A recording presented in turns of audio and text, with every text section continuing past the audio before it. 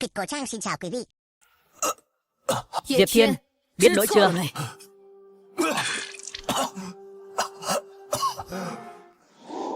Sư đệ. Sư đệ.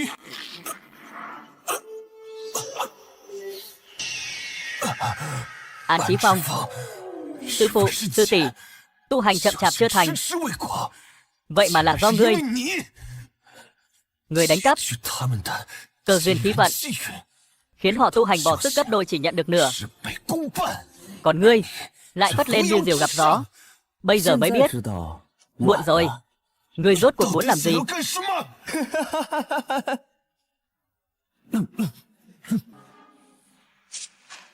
Sư phụ cứu mạng. Con và sư huynh ở Ma Vực bị tập kích. Cứu sư huynh. Sư huynh, huynh muốn làm gì? Đừng cướp linh căn của ta, đừng mà. Ngươi hãm hại ta. Sư phụ sẽ không tha cho ngươi.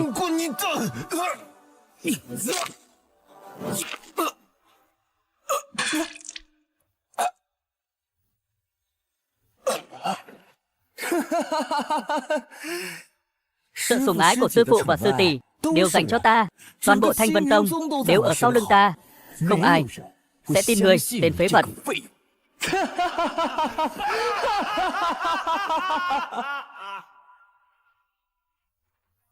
Hắn âm mưu hại ta, chút hối lỗi cũng không có. Ta thật sự nhìn lầm ngươi rồi. Ngươi hại sư đệ, linh căn bị phế, vẫn không nhận lỗi. Ngươi muốn bị trục xuất sư môn sao?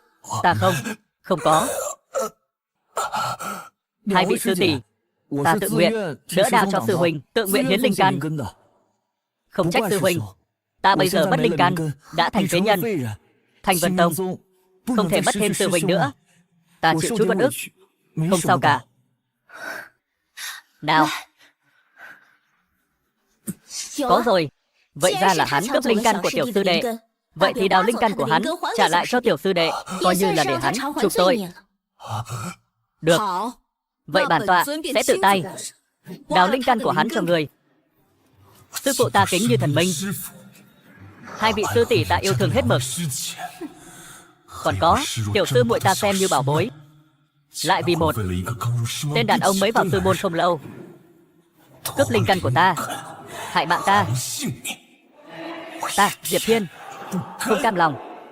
Không cam lòng. Không cam lòng. Không cam lòng.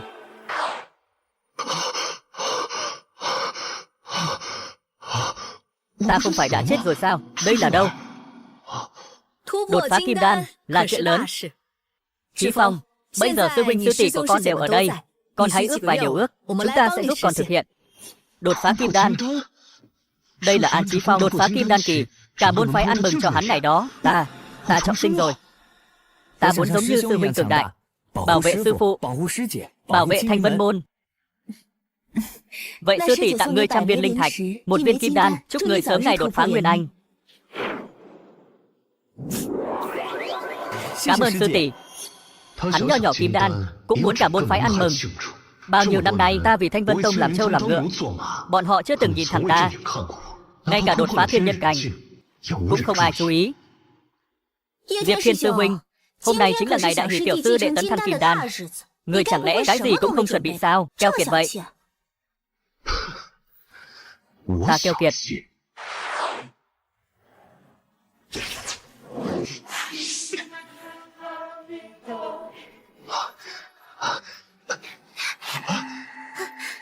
Tốt quá. Sư huynh, có đan dược này nhất định có thể đề thăng thực lực của tiểu sư đệ. Dù sao người cũng không thiếu, vậy đan dược này ta cứ lấy trước vậy.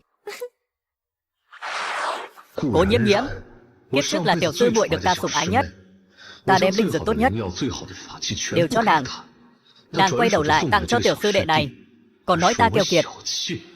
Sư tỷ, tỷ trách lầm sư huynh rồi. Kỳ thật sư huynh sớm đã tặng ta một của nhân sâm quả, để ta đề thăng thực lực. Vậy ngươi mau nếm thử.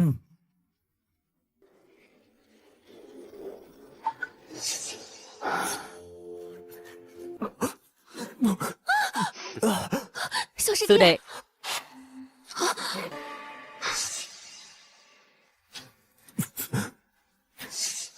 Hóa thần tán. Người thân là sư huynh Thanh Vân Tông, vậy mà dám độc hại sư đệ. Người ghen tị với sư đệ đột phá kim đan sao? Mau tới đây xin lỗi.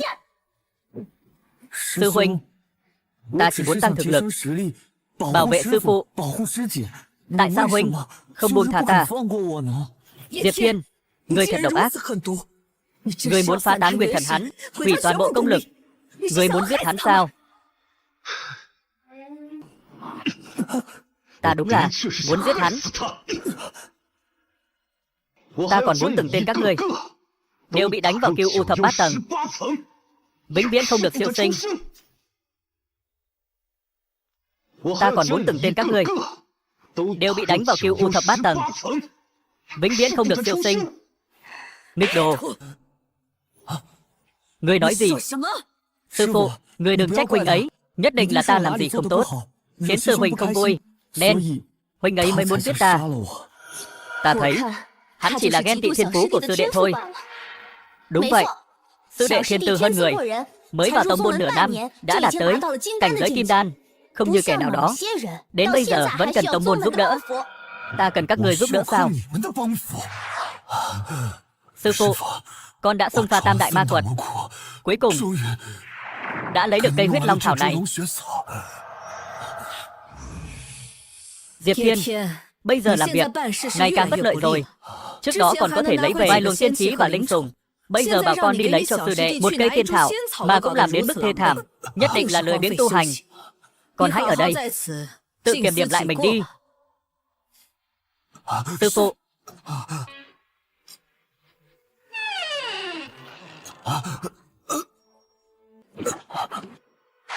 Tô Nhàn Nhi, Lâm Tuyết, tiên kiếm của các người, Cố Nhiễm Nhiễm, linh sủng của ngươi, còn cả sư phụ người, tiên dược để thăng cấp. Cái nào mà ta không phải liều chết mới giành được về. Cần các người giúp đỡ ta cái gì? Giúp đỡ ta tiêu hóa linh đan tiên khí này sao? Diệp Thiên, là con gây thương tích trước, còn dám cãi. Cho con thêm một cơ hội, đem bản mệnh pháp khí đưa cho sư đệ. Không đủ, còn phải cho sư đệ luyện chế thần dược giúp hắn đột phá nguyên anh cảnh giới. Còn phải đem toàn bộ tài nguyên tu luyện của ngươi đều đưa cho sư đệ.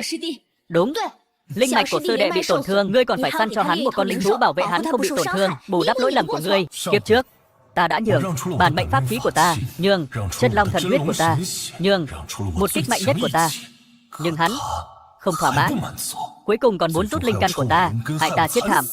Kiếp này còn muốn ta lại theo ý hắn. Không, sư phụ, sư tỷ, sao ta có thể lấy của sư huynh nhiều thứ như vậy chứ? Chỉ cần sư huynh không giận ta, cho dù huynh ấy giết ta, ta cũng không oán trách. Nghịch đồ, tiểu sư đệ chịu uất ức lớn như vậy, vẫn còn chỗ nào cũng nghĩ cho người, ngươi còn muốn thế nào? Tiểu sư đệ à, thật là uất ức cho ngươi. Muốn làm gì? Ta muốn đánh chết tên trà xanh ngươi. Diệp Thiên, ngươi phản rồi.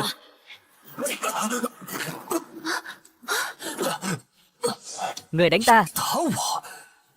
Sư phụ, người độ kiếp đỉnh phong, người lại dùng 10 thành công lực đánh ta.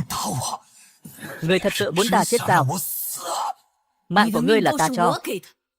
Nếu không phải bổn tôn thu nhận ngươi đã chết từ lâu rồi, bây giờ dám trái sư mệnh, ta còn không đánh được người nữa sao? Đánh được, đương nhiên đánh được.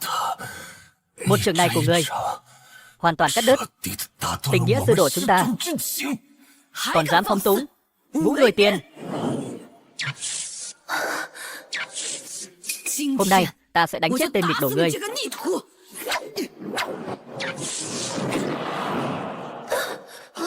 Đây là tiên khí ta tế luyện cho người, bây giờ lại biến thành lợi khí người giết ta. Ta nợ người đã trả xong, đánh nữa ta sẽ đánh trả đấy. Đã trúng toàn lực của ta, hắn vậy mà vẫn tay không bắt được Ngũ Lôi Tiên. Yêu nghiệt này rốt cuộc là cảnh giới gì? Tại sao ta lại chẳng hiểu gì về hắn? Nghịch đồ, buông tay. Ngũ Lôi Tiên của sư phụ dễ dàng bị bắt như vậy, chắc chắn chưa ra hết sức. Ta phải thêm dầu vào lửa. Không, không sư huynh, đều là lỗi của ta. Nếu huynh có giận, đánh mắng ta đều được, đừng chọc sư phụ tức giận nữa. Câm miệng, cầu tạp chủng. Ngươi cái đồ yêu nghiệt, viết nghịch đồ này cho ta.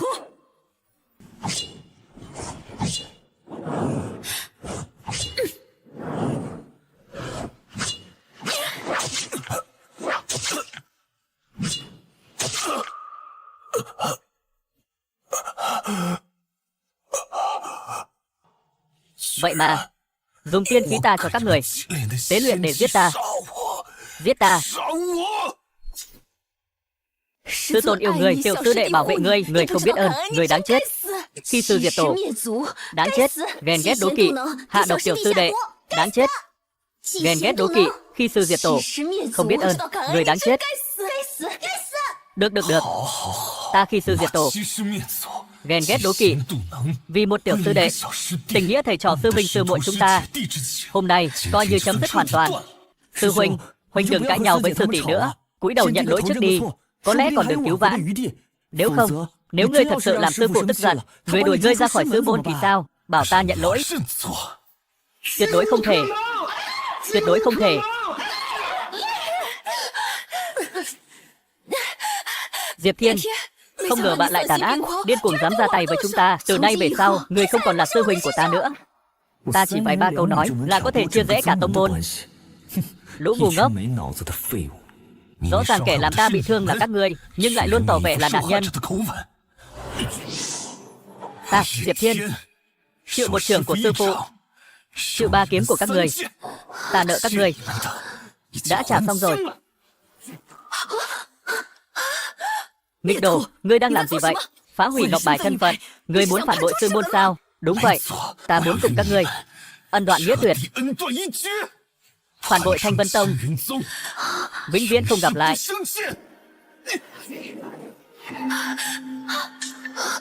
Diệp Thiên, sư phụ, sư tỷ, hay là mọi người gọi sư huynh về đi. Ta chịu chút ủy khuất cũng không sao, để hắn đi, yên tâm. Kẻ phế vật như hắn có thể đi đâu được chứ? Ta xem không cần mấy ngày sẽ xám xịt quay trở về thôi. Đúng vậy, Thanh Vân Tông chúng ta chính là đứng đầu tứ đại môn phái. Chỉ cần chúng ta ra lệnh, không môn phái nào dám chứa chấp hắn. Không có Thanh Vân Tông chống lưng, Diệp Thiên hắn là cái thá gì chứ? Đến lúc đó dù có vạn si muốn quay lại, ta cũng tuyệt đối không đồng ý. Kiếp trước những thứ này đều bị sư phụ ép đưa cho An Chí Phòng bọn họ, giúp bọn họ tăng tiến tu vi. Còn ta thì bị rút linh căn đánh chết. Đã trọng sinh, còn muốn dùng thần khí của ta giết ta, tuyệt đối không thể. Kiếp trước, khi tu luyện ta cũng đã giúp đỡ không ít người. Không biết ân tình này có thể dùng được không? Mễ già Mễ Loan Sáo chịu ơn Diệp Thiếu.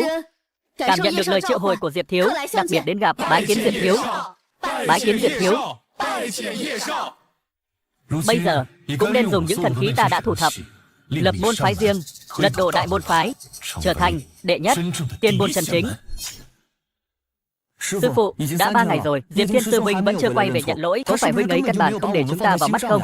Nó bị thương nặng như vậy mà vẫn không chịu quay về, chỉ có con đường chết. Không có Thanh Vân Tông che chở, hắn chỉ là kẻ phế vật, mất đi sự bảo hộ của Thanh Vân Tông. Hắn thật sự nghĩ mình vẫn oai phong như xưa sao? Vì hắn không biết điều, vậy thì vứt hết đồ của hắn ra ngoài đi. Thanh Vân Tông chúng ta xem như không có người này. À đúng rồi, Diệp Thiên hắn ở chỗ nào? Hắn không phải ở Linh Nguyệt Các sao? Đã nhường cho nhị sư tỷ rồi. Vậy là Thính Vũ Hiên, nơi đó tứ sư tỷ đang ở. Không lẽ là Cự Tiên Các lớn nhất chứ? Ta biết mà, loại người như Diệp Thiên nhất định sẽ chọn nơi lớn nhất, sang trọng nhất. Nơi đó đã có An Chí Phong tiểu sư huynh ở rồi. Cái gì? Vậy Diệp Thiên này rốt cuộc ở đâu? Ở cạnh Tạp Vụ Gian. Dẫn ta đi.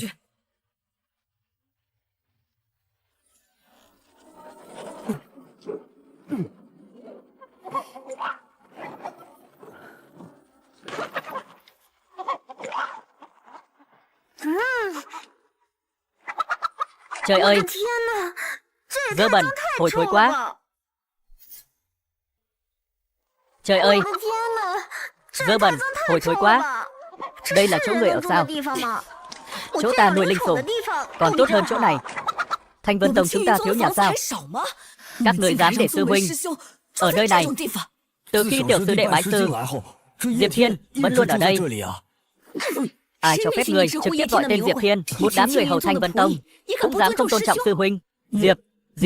Diệp sư huynh, 10 năm nay vẫn luôn cùng ăn cùng ở với chúng ta. Chúng ta tưởng Diệp Thiên lại ở nơi này sao? Ở 10 năm. Vậy, đó chẳng phải là ổ của Linh Khuyển sao? Sư huynh, sư muội Nhiễm, ta vừa luyện được một món tiền khí. Cảm ơn sư huynh. À đúng rồi, huynh đợi ta một chút.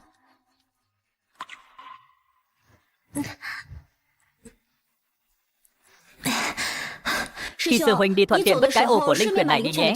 Cũng rồi, toàn mùi nước tiểu, phổi lắm. Vứt đi. Nếu vứt, có thể cho ta được không? Cầm lấy đi. Đây là lần đầu tiên sư muội Nhiễm tặng quà cho ta. Ta nhất định sẽ trân trọng nó.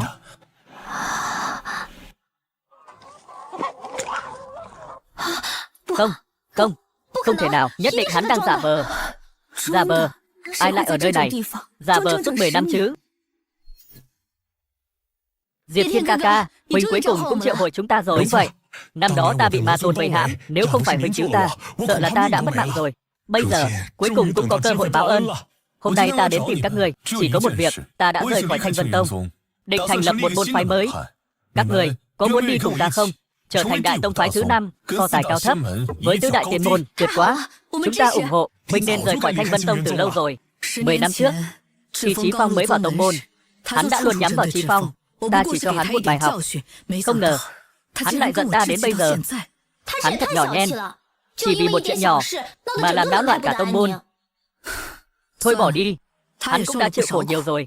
Ta đã phái nhị sư tỷ của các ngươi đi tìm hiểu tin tức của hắn. Chỉ cần hắn chịu nhận lỗi, quỳ ở đại điện 3 ngày 3 đêm sám hối, ta sẽ tha thứ cho hắn quay về tông môn. Sư phụ, con đã tìm được tin tức của Diệp Thiên rồi. Tên nghịch đồ đó đã đi đâu? Con nghe nói hắn hình như đã gia nhập một động phủ đổ nát tên là Thiên Hàn Tông, một cái tông môn nhỏ bé chưa từng nghe tên. Hắn thật là làm ta mất mặt. Mấy đứa các ngươi dẫn theo Dược Tiên đi chữa trị thương thế cho hắn, bảo hắn cút về đây cho ta. Đại sư tỷ, Diệp Thiên sư huynh rất ghét ta, chắc chắn huynh ấy không muốn gặp ta. Ta không đi đâu. Còn muốn ta đích thân đi mời sao? Mơ đi. Đại sư tỷ, linh sủng của ta cần con chăm sóc. Ta đi trước đây. Cả Thanh Vân Tông này, còn ai quan tâm đến Diệp Thiên nữa chứ? Diệp Thiên, sư phụ bảo ta đưa người về Thanh Vân Tông. Mau cút ra đây. Các ngươi đến làm gì? Nếu không phải sư phụ bảo ta đến, ai thèm quan tâm chứ? Diệp Thiên, chuyện trước kia đã qua rồi. Về với sư tỷ đi. Diệp Thiên, ngươi đừng có không biết điều. Hai vị sư tỷ tự mình đến đón ngươi. Ngươi thái độ gì vậy? Một tên đầy tớ hạ đẳng của Thanh Vân Môn cũng dám đối xử với ta như vậy, còn về làm gì? Về để tiếp tục làm chó cho các người à? Láo xược, tên phế vật người dám nói chuyện với đại sư tỷ như vậy. Diệp Thiên ca ca, các người có thôi đi không? Ngay thường ngược đãi Diệp Thiên đại ca cũng coi như xong, các người lại còn muốn giết hắn. Y Tiên, mau xem cho hắn. Toàn giả vờ đáng thương, ta chỉ dùng có 3 phần công lực thôi mà, có thể có chuyện gì chứ? Diệp Thiên bị Trường Môn đánh cho ngũ tạng đều tổn thương, nếu không phải tu vị khá thì đã chết rồi, lại còn bị 3 nhát kiếm, giờ lại thêm một trường nữa. Các người ra tay thật quá tàn nhẫn. Có thể giữ được mạng sống là may mắn lắm rồi. Là chúng ta đánh hắn trọng thương suýt chết. Diệp Thiên, ngươi về với sư tỷ đi, ta sẽ bảo sư phụ chữa trị cho ngươi thật tốt. Về với các ngươi. Về làm gì? Tiếp tục cho các ngươi làm trâu làm ngựa. Lúc trước ta bị sư phụ đánh một trường, bị các người 3 kiếm. Ta và các người ân oán đã hết, nhân quả đã đoạn. Để ta trở về, tuyệt đối không thể. Chúng ta đi. Diệp Thiên, muốn về thì về, làm ra vẻ gì chứ? Chẳng lẽ muốn chúng ta cầu hắn sao? Chúng ta Thanh Vân Tông không thiếu hắn cái nghiệp chướng này. Ai cho phép ngươi lúc nào cũng nghiệp chướng gọi hắn? Diệp Thiên cũng là sư đệ của ngươi. Ta, trong lòng ta chỉ có Chí Phong một sư đệ. Ngươi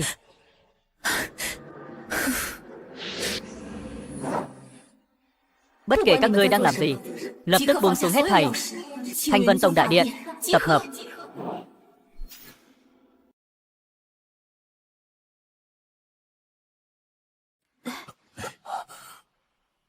Bọn chúng quá đáng lắm rồi. Diệp Thiên ca ca, mình sao rồi? Không sao, kệ chúng. Chúng ta đã thu thập được nhiều linh dược, vết thương nhỏ này sẽ sớm khỏi thôi. 3 ngày nữa, đại hội thí luyện, ta sẽ dẫn dắt mọi người áp đảo 4 đại tông môn, giành lấy 8 phần tài nguyên.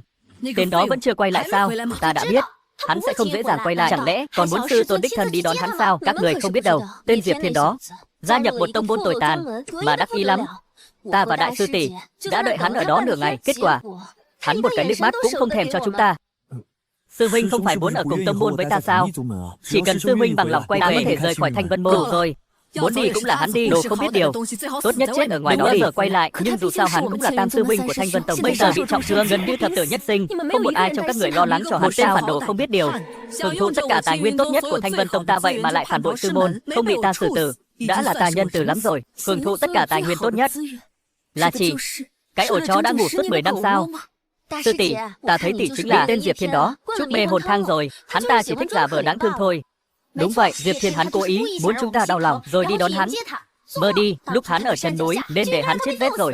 Nhưng mà thôi được rồi, các người hãy tu luyện cho tốt, đừng quan tâm đến tên nghịch đồ đó nữa. Ta muốn cho hắn thấy, không có hắn, Thanh Vân Tông ta vẫn có thể thanh vân thẳng tiến, quét sạch các tông môn khác.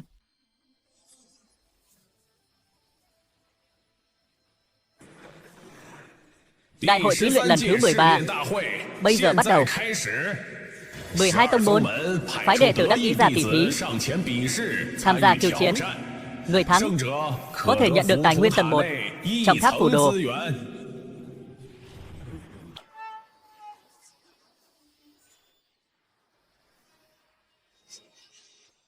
Diệp Thiên, sư phụ, hay là con đi cầu xin sư huynh quay về ạ? Xin hắn, đến lúc chúng ta lấy được tài nguyên, sợ rằng hắn sẽ quỳ xuống cầu xin chúng ta quay lại. Một đám người dựa vào linh đan tiên thảo của ta với pháp bảo để tăng tu vi, cũng xứng lấy tài nguyên sao? Ngươi, lần này ta sẽ cho các người biết thế đạo hiểm ác. Không có ta, Diệp Thiên, các người chẳng là gì cả. Thí luyện bắt đầu. Xin hãy để ta đi trước. Đây là tiểu sư muội được sư huynh Diệp Thiên cưng chiều nhất sao? Để ta xem nàng thế nào. Ngươi không phải đối thủ của ta, ta khuyên ngươi nên nhận thua đi, kẻo bị thương. Ít nói nhảm, ai thua ai thắng còn chưa biết đâu.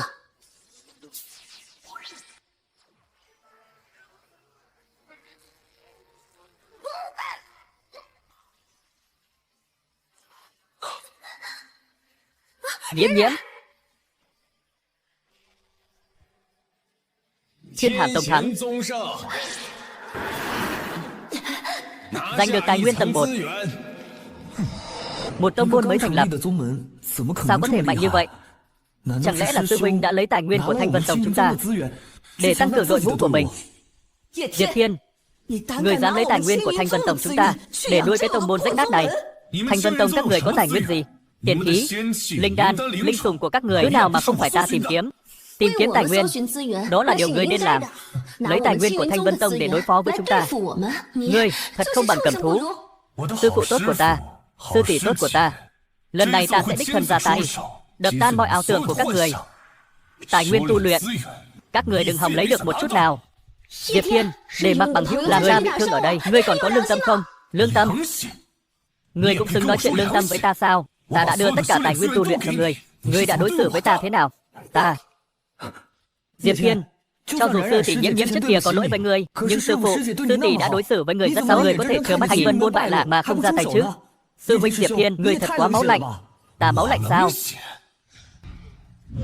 Sư phụ, còn tự tay làm ít bánh ngọt, đặc biệt mang đến cho người nếm thử. Còn có thể hiểu chuyện một chút không? Có thời gian làm bánh, chi bằng chăm chỉ tu luyện. Xuống đi. Nhưng mà hôm nay là sinh nhật con. À đúng rồi, hôm nay hình như là ngày gì đó. Là ta, hôm nay là sư đệ ngươi, ngày đầu tiên vào tông môn. Phải ăn mừng một chút. Con mau xuống chuẩn bị đi. Sư phụ và sư tỷ đối với người rất tốt. Giờ ta đã rời khỏi Thanh Vân Tông, cũng nên đến lượt ngươi báo đáp ân tình này, dành lấy tài nguyên cho Thanh Vân Tông. Hay là trận sau để ngươi ra tay? Sư phụ, vì tài nguyên của Thanh Vân Tông, dù có mất mạng, con cũng cam tâm tình nguyện. Diệp Thiên nếu có 1/10 hiểu chuyện như con, thì nên quay về, dành tài nguyên cho Thanh Vân Tông chúng ta. Sư phụ, để con đi. Bọn chúng chỉ là may mắn thôi. Ta muốn xem cái tông môn tồi tà này còn có mấy cao thủ.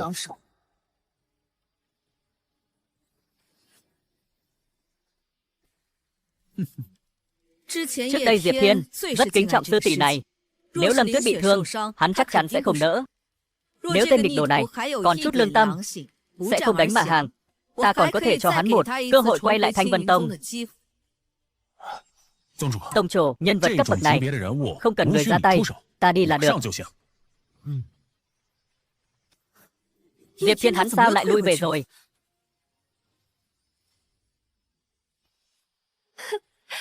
Diệp Thiên thật sự cho rằng dựa vào cái tông môn rách nát của các ngươi là có thể chống lại Thanh Vân Tông chúng ta rồi. Thiên Hàm Tông các người thu nhận Diệp Thiên cũng chẳng qua là vì danh tiếng của Thanh Vân Tông chúng ta thôi. Rời khỏi Thanh Vân Tông chúng ta, hắn Diệp Thiên tính là cái thá gì? Các người đối với hắn căn bản cái gì cũng không hiểu. Ta cũng lời nói nhiều với các người. Hãy để thực lực nói lên tất cả. Khoảng thời gian này, Diệp Thiên đại ca đã dạy ta rất nhiều độc môn tâm pháp. Cô ta không phải đối thủ.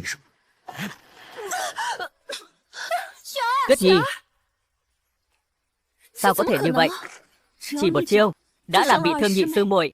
Cái tông môn rách nát này sao lại lợi hại như vậy? Trước đây là ta bảo vệ bọn họ quá tốt, dẫn đến bọn họ căn bản không biết sự mạnh mẽ của người khác. Thiên Hàm Tông thắng, còn ai muốn khiêu chiến?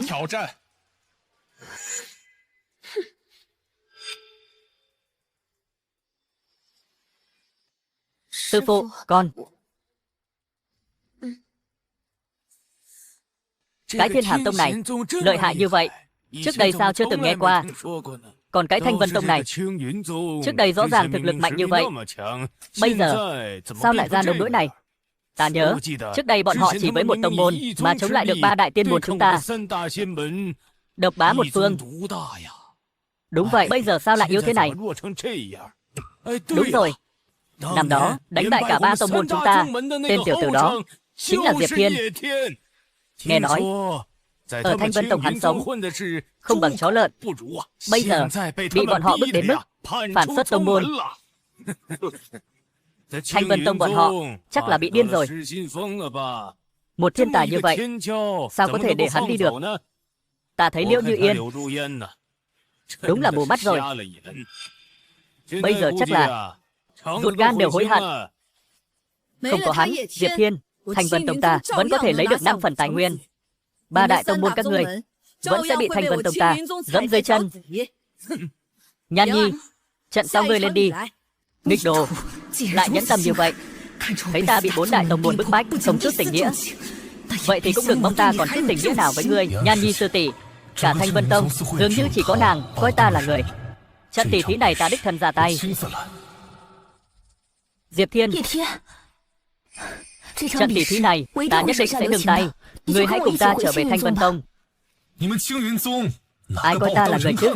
Ta đã nói rồi, ta đã đoạn tuyệt với các người rồi. Diệp Thiên, giờ ngươi quay lại, chúng ta vẫn là người một nhà. Ta sẽ bảo sư phụ tìm một căn phòng sạch sẽ.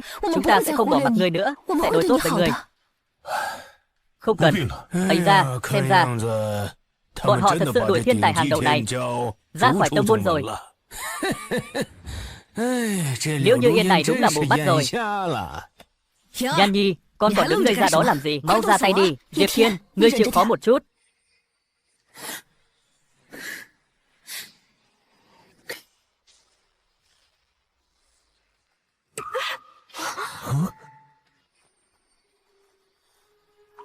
Ta đã dùng 8 phần lực rồi, hắn ta không hề hấn gì. Chẳng lẽ trước đây đều là hắn nhường ta sao? Sư tỷ mỗi ngày đều chăm chỉ luyện tập, nỗ lực đề thăng. Nếu biết không bằng ta, chắc chắn sẽ rất buồn. Ta phải diễn cho tốt mới được.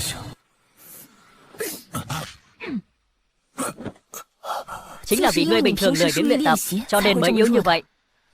Sư phụ, sư huynh đã đích thân ra trận. Đây là thả rằng thay Thiên Hàm Tông tranh giành tài nguyên, cũng không muốn chúng ta có được chút nào. Các kỳ đại hội thử luyện trước đều là sư huynh giành được vị trí đầu. Chẳng lẽ lần này chúng ta không có được chút tài nguyên nào sao?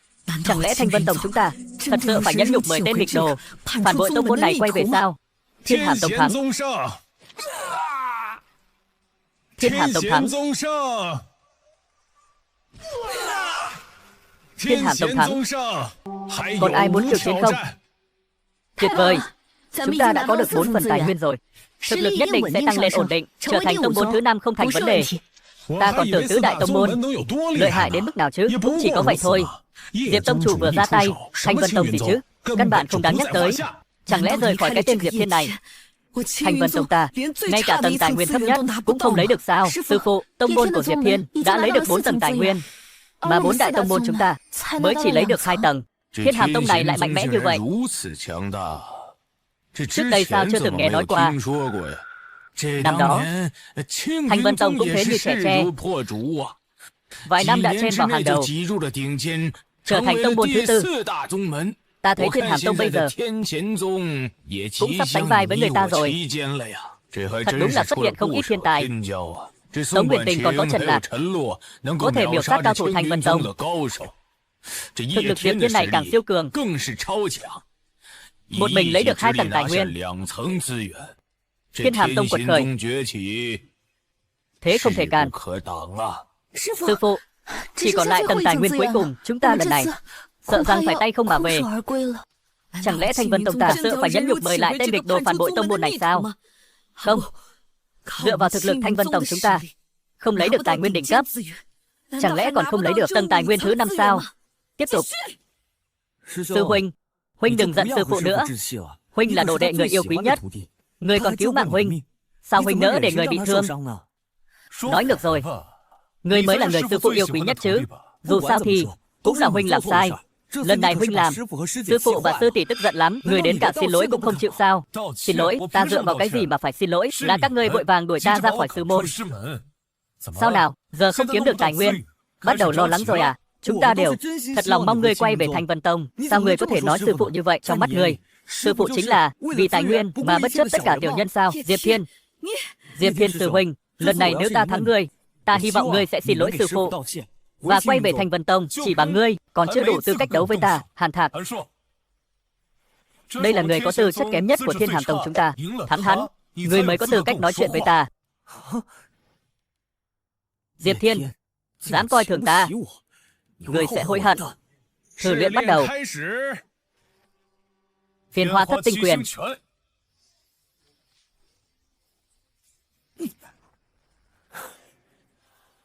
Đây chẳng phải công pháp của Thanh Vân Tông chúng ta sao? Bát Nhã Thần Trường.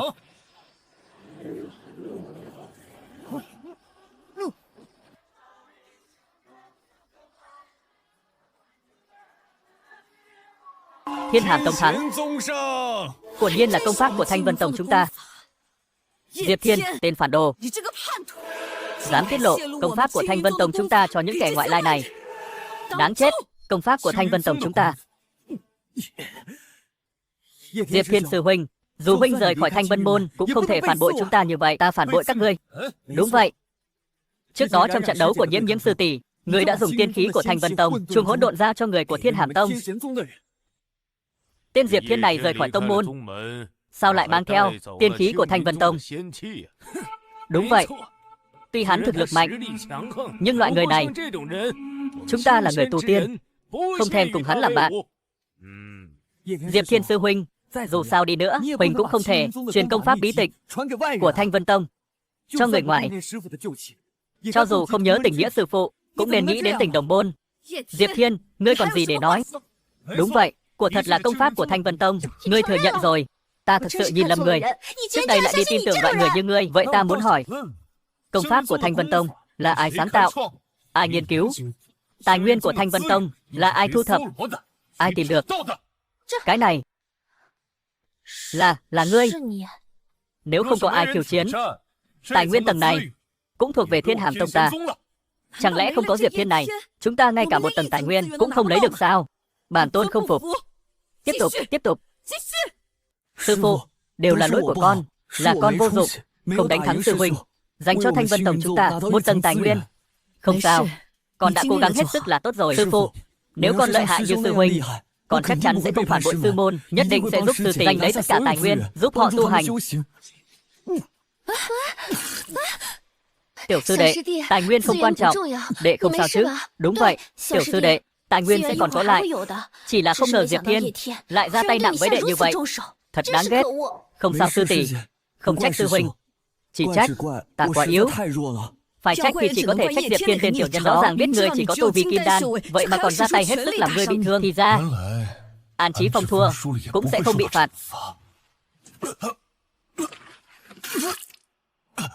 Đồ vô dụng, đối phương một tên hóa thần cảnh giới mà người cũng không đánh lại được sao? Sư phụ, con đã thắng được 4 tầng tài nguyên rồi. Thật sự là đủ rồi, ngươi chỉ giỏi tìm cớ, tự mình về Tư Quá Nhai lĩnh 40 giỏi. Sư phụ, ta luôn tự nhủ đừng trách người. Người là nhất tông chi chủ, vốn dĩ rất nghiêm khắc, bây giờ xem ra chỉ nghiêm khắc với ta. Chí Phong, tuy con không giành được tài nguyên, nhưng con đã cố gắng hết sức. Sư phụ đây, còn có một ít linh đan, con cứ cầm lấy, nâng cao thực lực. Sư tỷ còn có một cây tiên thảo ngàn năm. Ta cũng có vài linh sủng cực phẩm, quay lại tặng ngươi một ít. Nếu đã vậy, sư tỷ còn có một món tiền khí, tặng ngươi hộ thân. Đa tạ sư phụ, sư tỷ, chỉ cần ta có thể nâng cao thực lực, đại hội thí luyện lần tới ta nhất định sẽ giúp mọi người giành được nhiều tài nguyên hơn. Họ thật sự là sư phụ tốt, sư tỷ tốt, sư muội tốt, chỉ là không phải của ta. Biết ngay ngươi là ngoan nhất mà. Không giống một số người lấy của Thanh Vân Tông nhiều tài nguyên như vậy, cuối cùng lại đi giúp người khác chống lại Thanh Vân Tông. Nhưng mà ta vẫn chưa giúp mọi người giành được tài nguyên. Chẳng lẽ lần này Thanh Vân Tông chúng ta thật sự phải tay trắng trở về sao? Sư phụ, nếu Diệp Thiên có thể quay về thì tài nguyên tầng cuối cùng chắc chắn sẽ là của chúng ta. Hay là Nhan Nhi, đây là một viên đan dược trị thương, con đi gọi tên địch đồ đó đến đây. Chỉ cần nó chịu quỳ xuống nhận lỗi, rồi dành cho chúng ta tài nguyên tầng cuối cùng, ta sẽ cho nó một cơ hội. Sư phụ, đều là con không tốt, là con vô dụng không thắng được sư huynh. Cho Thanh Vân Tông chúng ta giành được một tầng tài nguyên. Không sao, con đã cố gắng hết sức rồi. Sư phụ, nếu con lợi hại như sư huynh, con chắc chắn sẽ không phản bội sư môn, nhất định sẽ giúp sư tỷ giành lấy tất cả tài nguyên, giúp các nàng tu hành. Tiểu sư đệ, tài nguyên không quan trọng, người có sao không? Đúng, tiểu sư đệ, tài nguyên lát nữa sẽ có lại. Chỉ là không ngờ Diệp Thiên lại ra tay nặng với người như vậy, thật đáng ghét. Không sao sư tỷ, không trách sư huynh, chỉ trách ta quá yếu. Phải trách thì trách Diệp Thiên tên hỗn đản đó, rõ ràng biết con chỉ có tu vi kim đan, vậy mà còn ra tay hết sức làm con bị thương. Hóa ra An Chí Phong thua cũng sẽ không bị phạt.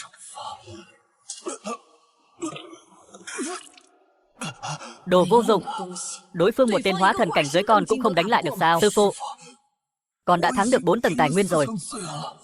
Thật sự là đủ rồi, con chỉ giỏi tìm cớ, tự mình về Tư Quá Nhai lĩnh phạt 40 giỏi. Sư phụ, ta luôn tự nhủ đừng trách người. Người là nhất tông chi chủ, bản thân đã rất nghiêm khắc, hình như chỉ nghiêm khắc với ta. Còn ai dám chiến không? Cho các người thêm một nén nhang nữa. Nếu không ai lên đài, tài nguyên tầng 5 này ta sẽ lấy đi. Diệp Thiên này thực lực thật sự quá mạnh. Liễu Như Yên đúng là mù mắt, lại để tuột mất một thiên tài như vậy. Tiếc thật. Thanh Vân Tông nếu còn giữ được thiên tài này, năm nay hắn nhất định một mình áp đảo 4 đại tông môn, độc chiếm tài nguyên 5 tầng. Còn không mau đi mời tên nghịch đồ đó đến đây. Dạ, sư tôn. Lần trước ta và sư tỷ cùng đi mời hắn về, hắn căn bản không coi chúng ta ra gì. Ta không đi. Nhiễm Nhiễm, ngươi đi với ta. Trước kia Diệp Thiên thích nhất là ngươi, có thể sẽ để mặt ngươi về cùng chúng ta. Ta không đi, rõ ràng là hắn sai. Tại sao ta phải tự mình đi? Ra vẻ ta đây. Đừng nói nữa, đi với ta. Diệp Thiên, các ngươi đến làm gì?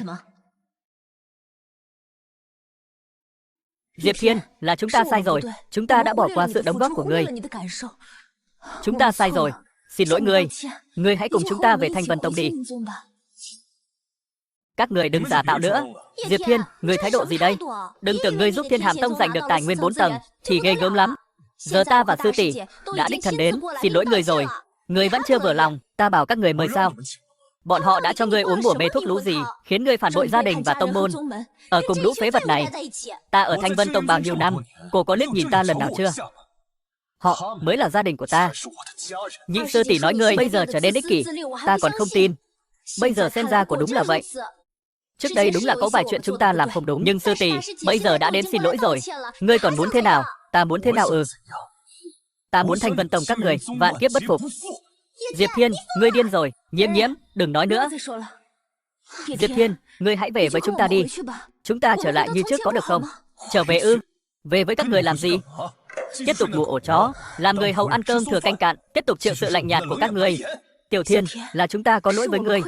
Biết vậy là tốt. Tiểu Thiên, đây là kiểu truyền kim đan sư phụ bảo ta đưa cho ngươi, có thể chữa lành vết thương của ngươi, ngươi nhận lấy đi. Sư phụ. Tiểu Thiên, trước đây chúng ta đúng là có lỗi với ngươi, nhưng sư phụ đối với người tốt như vậy, ngươi để mặt người, thì về với chúng ta đi. Sư phụ đối với ta tốt như vậy sao? Diệp Thiên, ngươi có ý gì? Sư phụ đối với ngươi còn chưa đủ tốt sao? Ngươi đổ vong ân bội nghĩa. Sư phụ đối với ta thật sự tốt, chính tay đánh ta bị thương, lại lấy đan dược ta tặng bà, ban tặng lại cho ta, còn nào tưởng muốn ta quay về. Ngươi nói cái gì? Hôm nay là thọ thần của sư phụ, có đan dược này, bà ấy có thể đột phá cảnh giới, nhất định sẽ rất vui. Vẫn là ngươi có lòng. Nhớ thọ thần của sư phụ chắc chắn không bằng quà của các sư huynh sư tỷ tặng quý giá, nhưng viên này cũng là tự tay con mài dũi mấy tháng mới làm xong. Chỉ cần sư phụ thích là được. Thích chứ? Chỉ cần là tâm ý của con, sư phụ đều thích. Con đặc biệt luyện chế cửu chuyển kim đan cho người, chúc người trường thọ. Cửu chuyển kim đan, mau đưa ta xem.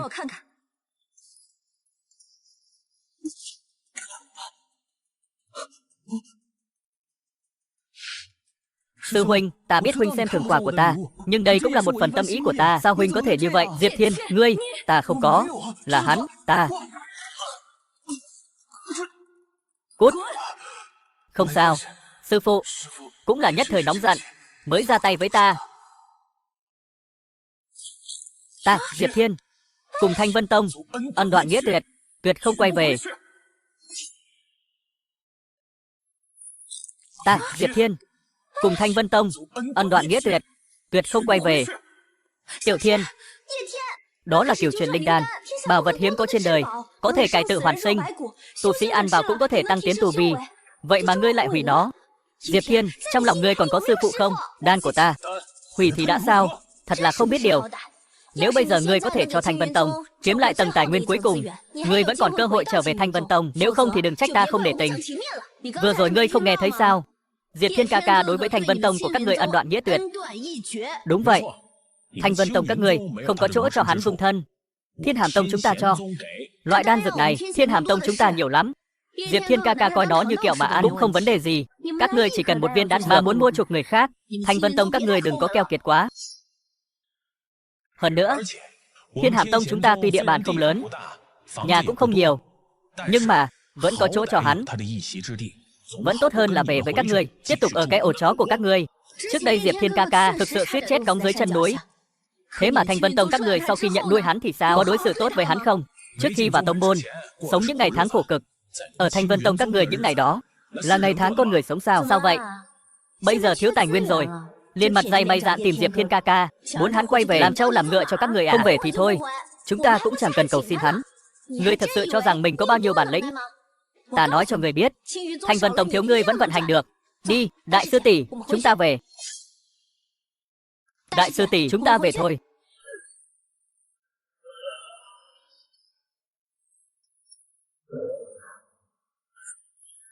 Không về, bản tôn đã hạ mình rồi. Tên nghịch đồ này còn muốn thế nào? Có lẽ những năm qua chúng ta đã làm hắn tổn thương quá nên hắn mới không muốn quay về làm hắn tổn thương. Đại sư tỷ, ta thấy là chính là tỷ quá mềm lòng. Những năm qua chúng ta đối xử với hắn còn chưa đủ tốt sao? Chúng ta đối xử tốt với hắn đến mức hắn ở Thanh Vân Tông không có chỗ dung thân, ngày ngày ngủ chuồng chó, ăn cơm thừa. Đại sư tỷ, sao tỷ cứ bênh vực hắn vậy? Chúng ta đều đã chuẩn bị nhà mới cho hắn rồi, là hắn không muốn về, liên quan gì đến chúng ta? Sư phụ, chúng ta đều đã hạ mình cầu xin hắn rồi, sao hắn vẫn không về? Chẳng lẽ hắn muốn người quỳ xuống cầu xin hắn? còn muốn ta quỳ xuống cầu xin hắn. Mơ đi. Sư phụ, chẳng lẽ cứ để mặc Diệp Thiên lấy hết tài nguyên, Thanh Vân Tông chúng ta không được gì? Như vậy, chẳng phải sẽ bị các tông môn khác chê cười sao? Diệp Thiên nó không muốn về, vậy bản tôn sẽ cho nó nhận rõ hiện thực. Cái tông môn rách nát này dám chứa chấp nó, chẳng phải là nể mặt ta. Vì thể diện của Thanh Vân Tông, chỉ cần bản tọa ra lệnh, hắn sẽ bị trục xuất khỏi Thiên Hàm Tông, dễ như trở bàn tay. Sư phụ, việc này không ổn lắm. Có gì không ổn? Truyền lệnh của ta, cho Diệp Thiên một cơ hội cuối cùng. Nếu còn không quay về, thì cứ chờ bị trục xuất đi. Không về, có bản lĩnh, thì cứ để bọn họ trục xuất ta khỏi Thiên Hàm Tông. Đi nói với tông chủ Thiên Hàm Tông, bản tọa có việc quan trọng muốn bạn. Vâng. Tông chủ các người đâu? Sư tôn ta muốn gặp hắn. Tông chủ. Tông chủ không có ở đây, có chuyện gì, nói với ta là được. Các người chưa đủ tư cách nói chuyện với chúng ta, mau gọi tông chủ các người ra đây. Nếu không, Thanh Vân Tông chúng ta nổi giận, mấy người các ngươi gánh không nổi đâu.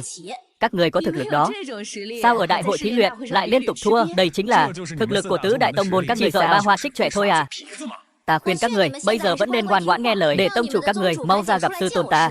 Sư tôn các người muốn gặp tông chủ chúng ta thì bảo bà ta tự mình đến. Ngươi ở đây làm ra vẻ cái gì? Ngươi, các người một cái tông môn nhỏ mới thành lập, cũng xứng yêu cầu sư tôn ta tự mình đến sao? Được rồi, được rồi. Thanh Vân Tông các người giỏi lắm, Thanh Vân Tông các người lợi hại lắm.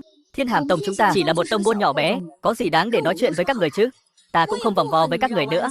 Thiên Hàm Tông các người sở dĩ thu nhận Diệp Thiên là vì danh tiếng của Thanh Vân Tông chúng ta phải không? Chỉ cần các người trục xuất hắn, thì các người sẽ không phải là kẻ thù của Thanh Vân Tông chúng ta. Rồi, Thiên Hàm Tông chúng ta không chào đón kẻ vong ân bội nghĩa như ngươi. Cút đi. Diệp Thiên, Huỳnh cứ như vậy trơ mắt nhìn bọn họ sỉ nhục ta sao? Sao ta lại có một người sư huynh như Huỳnh chứ?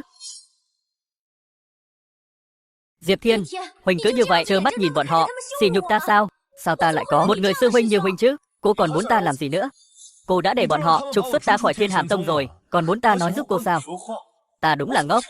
Người bị trục xuất khỏi Thiên Hàm Tông là do người bội tín phản nghĩa. Bao nhiêu năm nay, ta đã tìm kiếm bao nhiêu tài liệu cho các người, tìm được bao nhiêu linh dược. Ta đã làm gì có lỗi với các người sao? Đó đều là những việc ngươi nên làm. Thanh Vân Tông chúng ta đối xử với ngươi còn tệ sao? Ngươi cứ như vậy chỉ vì chuyện một căn nhà mà bội tín phản bội Thanh Vân Tông chúng ta. Ngươi có xứng đáng với sự dạy dỗ của sư tôn giờ? Cô vẫn nghĩ chỉ vì chuyện một căn nhà. Cố Nhiễm Nhiễm, ta không còn gì để nói với cô, cút về đi. Nếu Thanh Vân Tông các người không cử ra được người có thực lực, thì tài nguyên tầng 5 này ta sẽ lấy. Ngươi, Diệp Thiên, ngươi thật tàn nhẫn. Thiên Hàm Tông đã trục xuất tên nghịch đồ đó ra khỏi tông môn rồi chứ? Chưa. Sư tôn của hắn nhất quyết không chịu ra mặt, nói nhất định phải ngài đích thân đến mới được. Một cái tông môn rách nát, khẩu khí thật lớn. Sư đệ vừa mới thăng cấp, bây giờ đúng là lúc thiếu tài nguyên để củng cố thực lực. Tên Diệp Thiên này thật là nhẫn tâm, một chút tài nguyên cũng không chịu trở lại. Sư tôn, xin người nhất định phải đuổi tên cản trở này ra khỏi Thiên Hàm Tông. Được. Vậy bản tôn sẽ đích thân đến xem sao.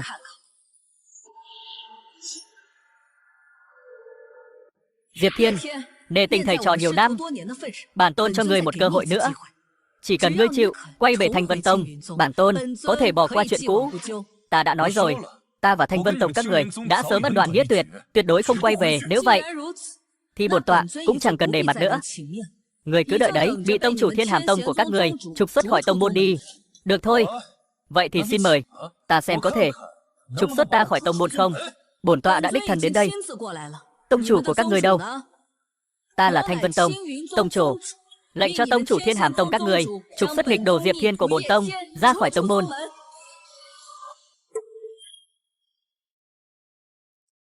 Đừng kêu nữa. Dù cô có kêu rát họng cũng vô dụng, bởi vì ta chính là tông chủ Thiên Hàm Tông.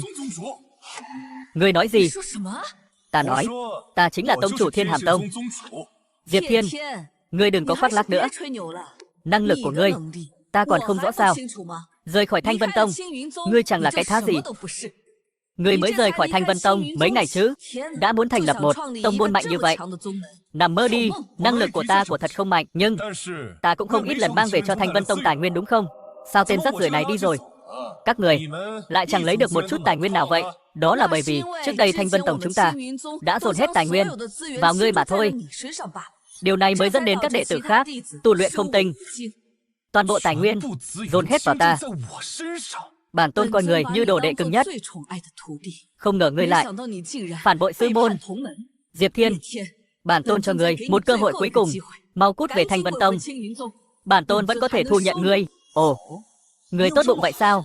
Đương nhiên, chỉ cần ngươi đồng ý một điều kiện của bản tôn là có thể quay lại Thanh Vân Tông. Điều kiện gì? Chỉ cần ngươi đem số tài nguyên vừa rồi về Thanh Vân Tông của ta. Ngươi vẫn là sư huynh Thanh Vân Tông của ta. Còn không mau rời khỏi Thiên Hàm Tông, ngoan ngoãn theo ta về đi. Bản tôn đã đích thân tới đây. Các người dám chậm trễ bản tôn như vậy? Thời gian vẫn chưa hết sao? Mau chóng thắng lấy tài nguyên rồi đi thôi. Con muỗi này cứ vo ve, làm ta đau đầu chết mất. Ngươi, chỉ cần Thiên Hàm Tông các ngươi bằng lòng trục xuất Diệp Thiên khỏi sư môn, Thanh Vân Tông ta bằng lòng từ bỏ tài nguyên của đại hội thử luyện trong vòng 5 năm tới. Năm nay các người còn chưa lấy được một tầng tài nguyên nào, lại còn dùng cái này để uy hiếp chúng ta sao? Ta cùng tứ đại tiên môn, đồng khí liên chi, các người khinh mạn ta như vậy, chẳng lẽ không sợ ta liên thủ tứ đại tông môn trả thù sao?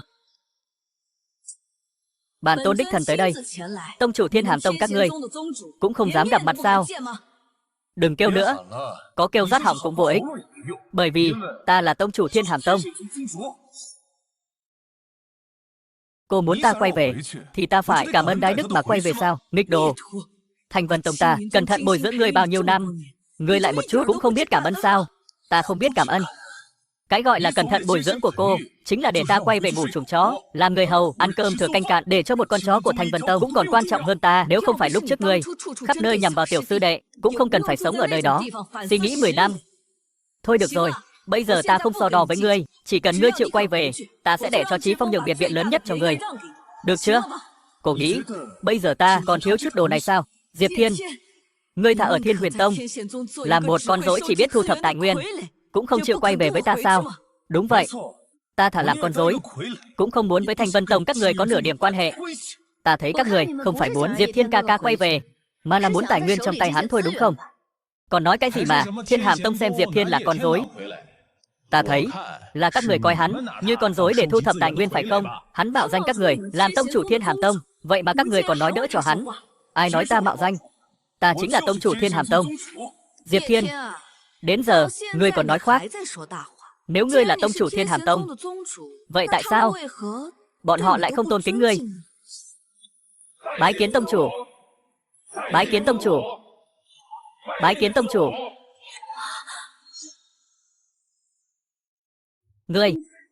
Ngươi thật sự là tông chủ Thiên Hàm Tông sao? Đứng dậy đi. Thấy chưa? Ta đã nói rồi, mà cô không tin. Liễu Như Yên, thời gian khoe khoang đã hết. Nếu cô không tìm được người tham gia khiêu chiến thì tài nguyên tầng cuối cùng này Thanh Vân môn các người cũng không lấy được. Diệp Thiên, ta không ngờ ngươi lại là kẻ vong ân bội nghĩa như vậy. Không có Thanh Vân Tông ta, ngươi có thể sống sót sao? Ngươi có thể lấy được nhiều bí kíp võ công, thần binh lợi khí như vậy sao? Ngươi không những không biết ơn, mà còn vong ân bội nghĩa. Khi sư diệt tổ, ngươi còn mặt mũi mà nói năm xưa Diệp Thiên ca ca ở Thanh Vân Tông các ngươi sống còn không bằng chó. Đây chính là ân nghĩa trong mắt các ngươi sao? Ta chưa từng thấy đại môn phái nào mà các sư huynh lại phải ăn bữa nay lo bữa mai. Nếu Thanh Vân Tông các người không nuôi nổi thì giao cho Thiên Hàm Tông chúng ta nuôi dưỡng. Diệp Thiên, không ngờ ngươi ở ngoài lại bịa đặt về Thanh Vân Tông chúng ta bịa đặt. Câu nào của bọn họ là giả? Ta thấy kẻ vong ân bội nghĩa chính là cô.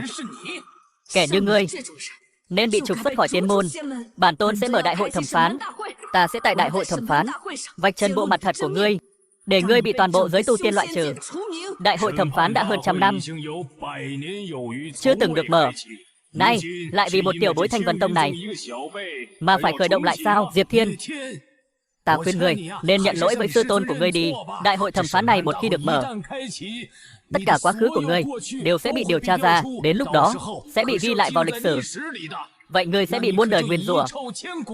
Chàng trai trẻ lùi một bước biển rộng trời cao. Ta tuyệt không nhượng bộ. 7 ngày sau, đại hội thẩm phán, đến lúc đó ta muốn xem các người làm thế nào để vạch trần bộ mặt thật của ta. Sư phụ, chúng ta thật sự phải ở đại hội thẩm phán Diệp Thiên sao? Tỷ đừng nói đỡ cho hắn nữa. Ta thấy Diệp Thiên này chính là đáng đời. Nhưng mà Diệp Thiên dù sao cũng đã sống cùng chúng ta 10 năm, tình cảm bao nhiêu năm, cần gì phải ép hắn lên đài thẩm phán? Sư tỷ, ta biết tỷ mềm lòng. Nhưng mà sư huynh không chỉ đánh thương các người, mà còn lấy tài nguyên của Thanh Vân Tông chúng ta, đi bồi dưỡng người của Thiên Hàm Tông bọn họ. Điều này thật sự quá đáng rồi. Đúng vậy. Đừng nói đỡ cho tên nghịch đồ đó nữa. 7 ngày sau, Diệp Thiên phải chịu xét xử. Diệp Thiên, nếu ngươi vẫn chưa chịu nhận lỗi, tại đại hội xét xử này, tất cả ký ức của ngươi sẽ bị điều tra. Đến lúc đó, trăm nhà tiên môn đều sẽ tận mắt chứng kiến ngươi đã phản bội tông môn, bội tín bạc nghĩa như thế nào. Đúng vậy, mấy kỳ đại hội thử luyện này, ngươi vất vả lắm mới có chút danh tiếng, cũng nên biết trân trọng chứ. Ngươi hãy nhận lỗi đi. Diệp Thiên, ngươi hãy quay về đi.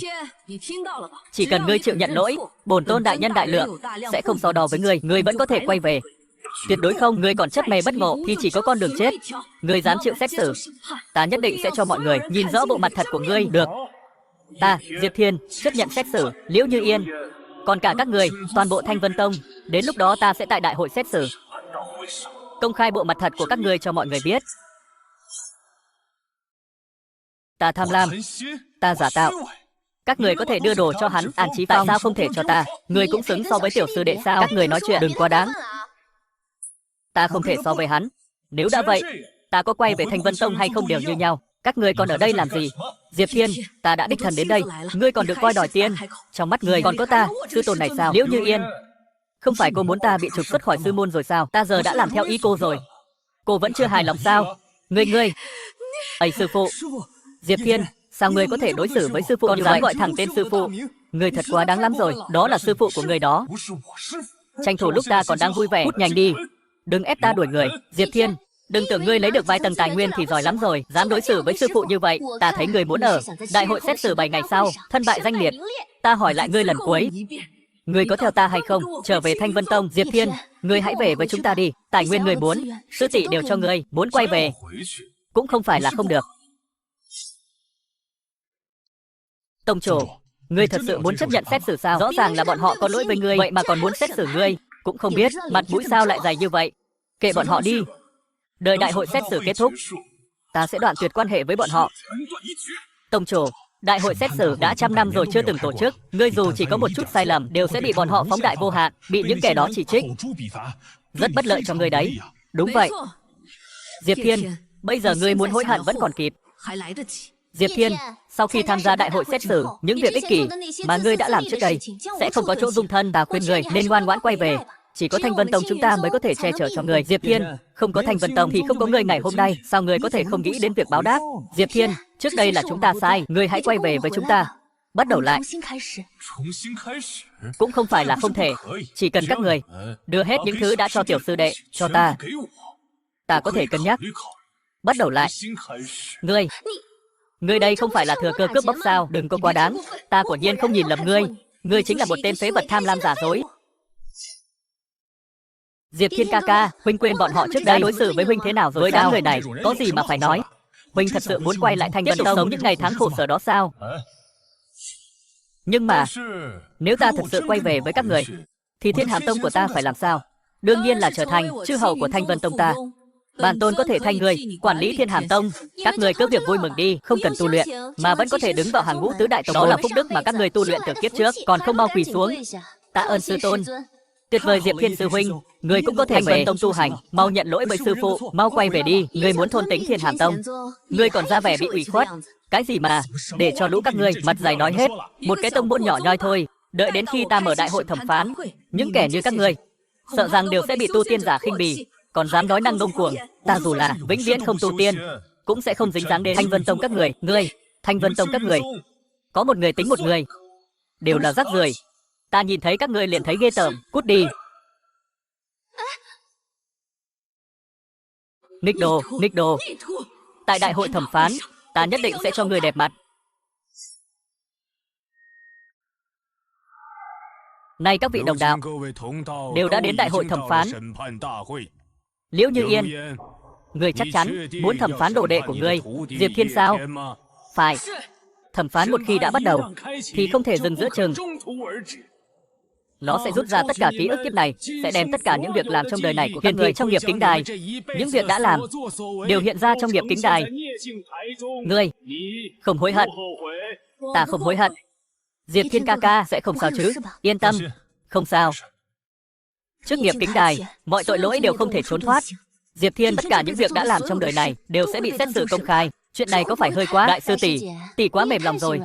Ta thấy nên để người của trăm nhà tiên môn thấy rõ bộ mặt thật của Diệp Thiên này. Nghịch đồ Diệp Thiên, lên đài chịu xét xử đi. Diệp Thiên sư huynh, huynh không dám sao? Diệp Thiên, ngươi bây giờ không dám lên đài, hối hận rồi sao? Ai nói ta hối hận? Chỉ là các người không thể dùng thân phận đồ đệ của Liễu Như Yên để xét xử ta. Ta và Thanh Vân Tông đã ân đoạn nghĩa tuyệt. Từ hôm nay, ta chính là Diệp Thiên. Diệp Thiên, chịu xét xử. Diệp Thiên, chịu xét xử. Ngươi. Tốt. Diệp Thiên, nếu ngươi muốn cùng Thanh Vân Tông đoạn tuyệt quan hệ, không còn liên quan, vậy thì ở trước nghệ kính đài, để trăm tông phái tiền buồn thấy. Những năm qua, ngươi đã làm bao nhiêu chuyện có lỗi với Thanh Vân Tông.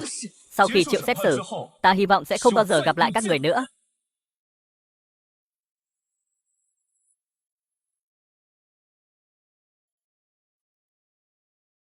Đến lúc đó chỉ sợ là ngươi không mặt mũi nào gặp lại chúng ta.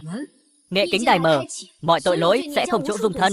Diệp Thiên, ngươi sợ là căn bản không biết những năm này Thanh Vân Tông đã cho ngươi bao nhiêu che chở. Chỉ có chúng ta mới là cái dù bảo vệ ngươi. Loại người như ngươi vong ân bội nghĩa, đổ vô ơn. Ta thấy không cần phải giữ thể diện cho ngươi nữa. Diệp Thiên, nhân lúc còn cơ hội, ngươi mau chóng xin lỗi sư phụ đi. Nếu ký ức một khi mở ra, ngươi sẽ không còn mặt mũi nào. Ta muốn xem cuối cùng người mất mặt rốt cuộc là ai.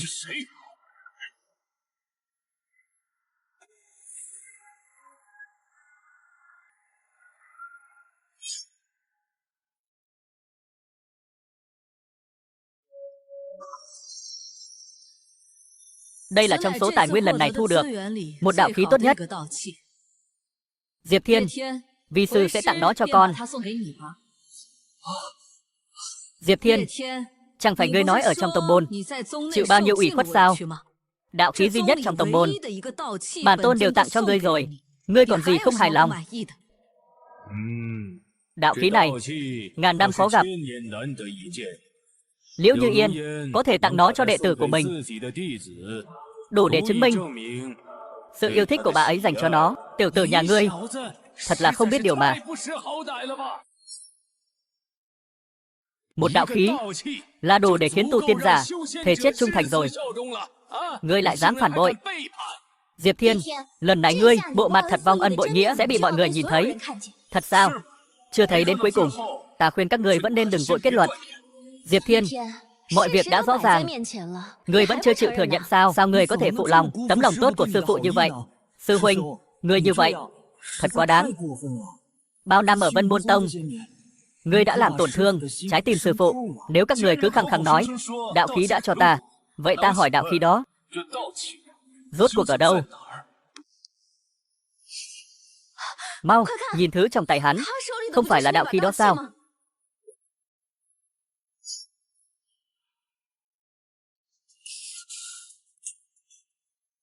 Các người không phải nói đạo khí đã tặng cho Diệp Thiên sao? Sao lại là tên nhóc này cầm? Chẳng lẽ các người nói vậy thực chất là lén cho người khác? Ta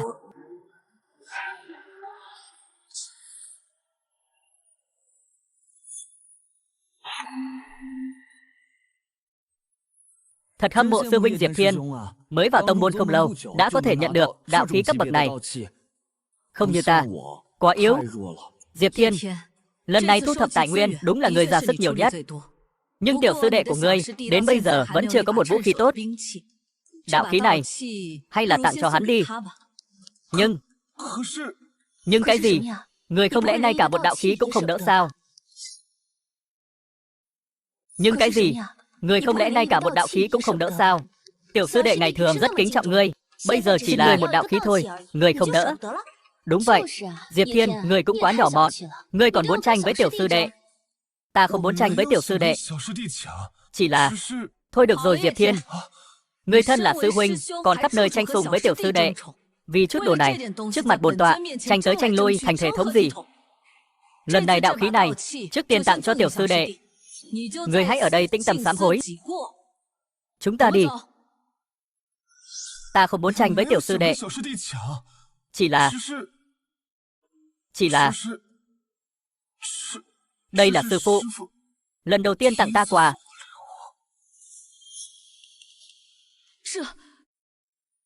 Tại sao những chuyện trước đây ta một chút cũng không nhớ?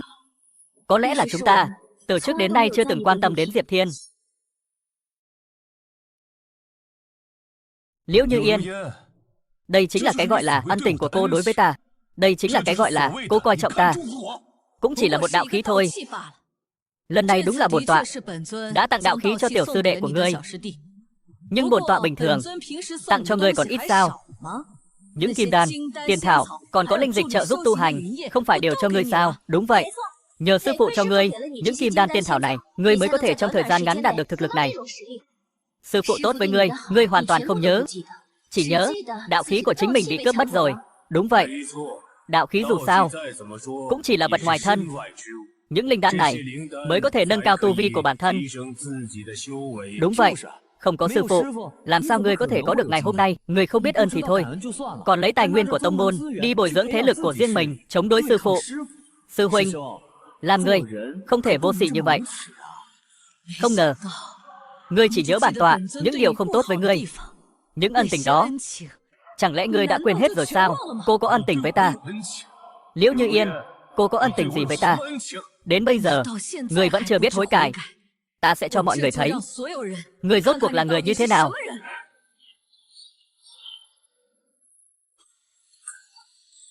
Tốt lắm. Lần này lấy được nhiều tài nguyên như vậy, cũng nên thưởng cho một phen. Có những tài nguyên này, Thanh Vân Tông chúng ta nhất định sẽ tiến thêm một bước. Sư phụ, lần này vì Thanh Vân Tông tranh thủ được nhiều tài nguyên như vậy, vết thương này của con cũng đáng giá. Tốt lắm. Lần này lấy được nhiều tài nguyên như vậy, cũng nên thưởng cho một phen. Diệp Thiên, sư phụ ngươi đã quyết định thưởng cho ngươi rồi. Chắc hẳn linh đan rượu dược là không thể thiếu rồi. Đúng vậy.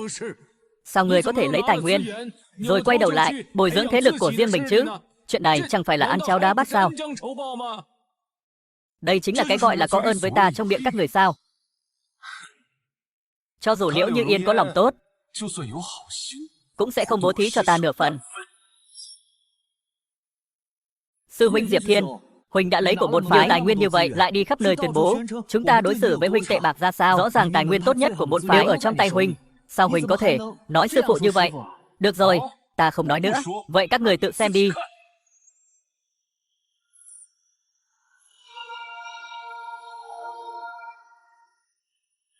Chí Phong à, con muốn tài nguyên gì, vi sư đều thưởng cho con. Sư phụ, không phải là thưởng cho con sao? Diệp Thiên, sao người lại thích tranh công như vậy? Lần săn bắn này, tiểu sư đệ cũng ra không ít sức, cho nó một ít phần thưởng. Sao vậy? Sư huynh Diệp Thiên, huynh không muốn để đệ nhận những phần thưởng này, đệ không cần nữa. Huynh đừng giận. Sư phụ, những thứ này con đều không cần nữa, đều cho sư huynh Diệp Thiên đi. Diệp Thiên, tiểu sư đệ chỉ muốn một chút phần thưởng của đệ. Sao đệ lại không cam tâm như vậy? Ta không có. Ta chỉ cần sư phụ và sư tỷ thấy được nỗ lực của ta là được. Những tài nguyên này ta đều không cần nữa, đều cho sư huynh Diệp Thiên đi. Sư huynh, ngươi đối xử với tiểu sư đệ vậy sao? Diệp Thiên, lần này ngươi thật quá đáng. Thôi được rồi, vì mấy thứ thưởng này mà cãi nhau ầm ĩ thành cái thể thống gì? Lần này, Chí Phong đúng là đã ra không ít sức, thực sự nên thưởng.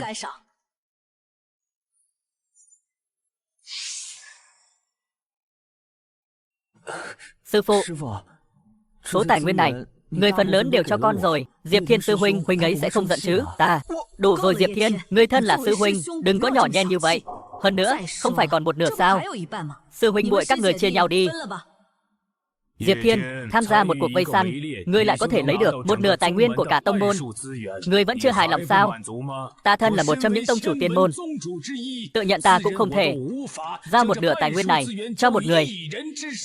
Một nửa tài nguyên. Hắn An Chí Phong cái gì cũng không làm, không phải cũng lấy đi một nửa tài nguyên sao? Hơn nữa, các ngươi làm sao biết được ta chỉ lấy được một nửa tài nguyên này?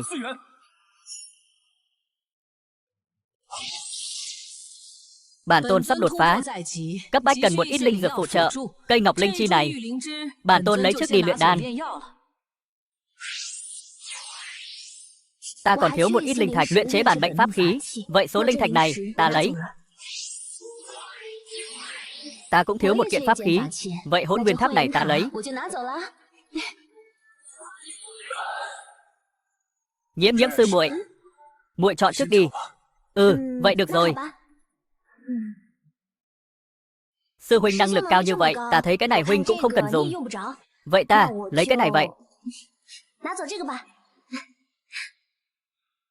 Cũng tốt.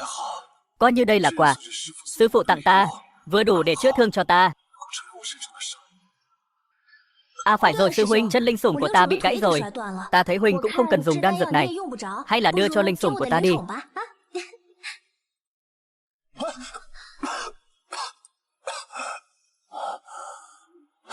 Không sao. Thương thế của ta sẽ nhanh chóng bình phục. Chỉ cần có thể giúp được họ là đủ rồi. Một nửa tài nguyên. Sao ta không thấy một nửa tài nguyên ở đâu? Ở đâu cơ? Thì ra đều ở trong tay hắn. Phiên xét xử này rốt cuộc là đang xét xử Diệp Thiên hay là xét xử ta? Không được, không thể tiếp tục như vậy. Đây chỉ là lần này thôi. Những lần trước, chẳng phải chúng ta đều cho người nhiều tài nguyên nhất sao? Chẳng lẽ chúng ta đối với người vẫn chưa đủ tốt? Đúng sao? Vậy. Lần nào ta lấy tài nguyên của các người nói ra ta nghe thử xem. Cái này, nếu các người không cam lòng, vậy ta sẽ cho các người xem cho rõ. Ta, Diệp Thiên, rốt cuộc nợ các người tài nguyên gì?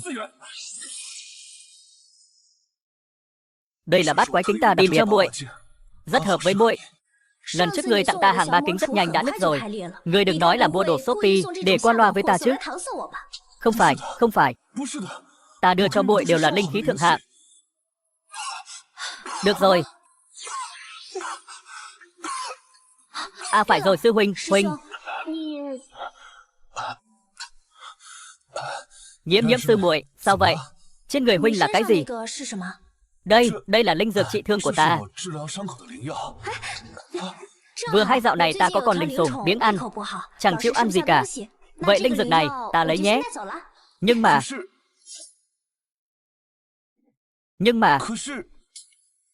sao? Sư huynh không nhỏ mọn vậy chứ? Chỉ một viên linh dược mà cũng không cho ta sao? Không. Đúng rồi, tiệc mừng thọ của sư phụ đến rồi. Ta bận chăm mấy con linh sủng, không có thời gian chuẩn bị quà mừng thọ cho sư phụ. Huỳnh giúp ta tìm một ít tỷ rắn ngàn năm để chúc sư phụ thăng cấp thuận lợi, được chứ? Được, không vấn đề gì.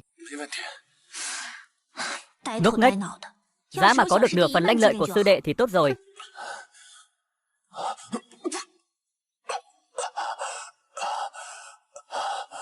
Không sao, chỉ cần có ích cho sư muội Nhiên Nhiên là được.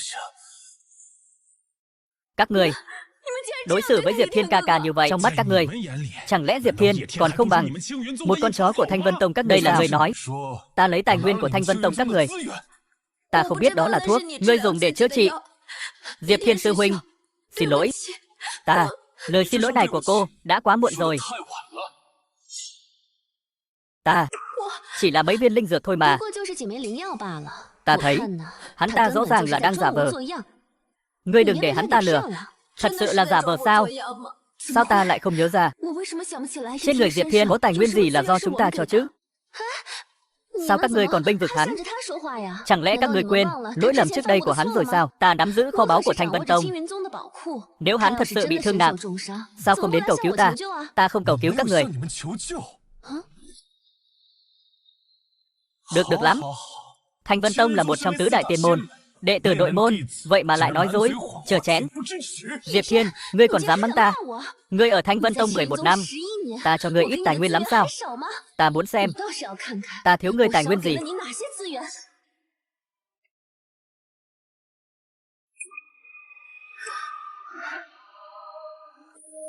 Nhị sư tỷ, trong linh phố còn tiên dược không?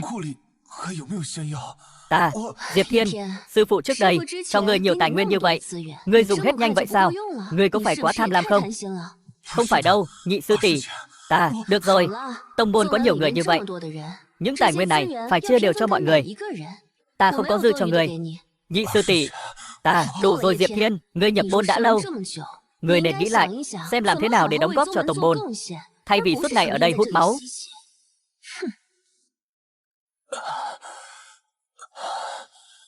Không sao đâu. Nhị sư tỷ cũng có nỗi khổ của nàng ấy. Vết thương này của ta sẽ sớm lành thôi. Cái này, sao có thể như vậy được? Chẳng lẽ mỗi lần ta chưa từng cho Diệp Thiên tài nguyên sao? Sao lại thế này? Một tông môn lớn như vậy, chẳng lẽ lại thiếu tài nguyên của hắn hay sao? Không hề thiếu. Ngươi xem quần áo trên người Diệp Thiên, hình như là của Thanh Vân Tông các ngươi. 3 năm mới, 3 năm cũ, vá víu lại thêm 3 năm nữa. Đường đường là một tiên môn đại tông, đối với đệ tử dưới trướng lại keo kiệt như vậy. Ta thật sự không hiểu. Những kẻ như các ngươi, sao còn mặt mũi mà mở phiên xét xử? Liễu Như Yên, các ngươi lại đối xử với đệ tử tông môn như vậy. Khó trách, hắn lại phản bội tông môn. Không thể nào, điều này không thể nào. Hắn là đồ đệ của ta, sao ta có thể không cho hắn chút tài nguyên nào? Sao có thể không có gì cả? Được rồi, các ngươi đã làm tổn thương hắn. Chính là tuy ăn cơm cùng với đám tạp dịch hạ đẳng của Thanh Vân Tông, ngủ còn không bằng ổ chó, nhưng dù sao cũng là một nơi che mưa che nắng, phải không? Các người, Diệp Thiên, sao ngươi có thể nói sư tỷ như vậy? Ngươi nghĩ rằng hắt hết nước bẩn lên người chúng ta thì ngươi vô tội sao? Đừng quên, lúc hỏa thiêu sơn môn. Cái gì? Tiểu sư đệ, ngươi, đúng vậy. Ngươi lúc đó vì ghen ghét sư tỷ đệ mà hỏa thiêu sơn môn, khiến Thanh Vân Tông tổn thất nặng nề. Sao ngươi không nói? Diệp Thiên ca ca, rốt cuộc là chuyện gì vậy? Hỏa thiêu sơn môn, đây chính là tội ác tày trời. Ngươi còn chưa bị trục xuất khỏi Thanh Vân Tông, xem ra tông chủ của các ngươi đã đặc biệt khai ân cho ngươi rồi. Ta, hỏa thiêu sơn môn sao? Diệp Thiên ca ca, huynh không sao chứ? Hắn chỉ là một kẻ tâm địa độc ác thôi. Gây ra đại họa như vậy, Thanh Vân môn không phạt hắn, ngược lại lấy vài chuyện nhỏ nhặt để lấy lòng người, phản bội Thanh Vân môn. Đủ rồi, ai cho ngươi nói? Ngươi, ta không tin ngươi, ta chỉ tin Diệp Thiên ca ca. Ta thấy ngươi bị mù rồi, tin nhầm người. Diệp Thiên, ngươi còn dám nói không phải ngươi làm sao? Đủ rồi, đừng nói nữa. Là, ta sai rồi. Ta thật sự sai quá rồi. Ngươi thừa nhận rồi, mọi người nghe thấy chưa? Diệp Thiên hắn thừa nhận rồi, hỏa thiêu sơn môn chính là hắn. Là, ta sai rồi. Lỗi của ta là đã chân thành coi các người. Người của Thanh Vân môn là người nhà, đã hết lần này đến lần khác gánh tội thay, lại còn vì bảo vệ kẻ gây ra chuyện mà nhận hết lỗi lầm về mình. Diệp Thiên, câu này của ngươi là ý gì?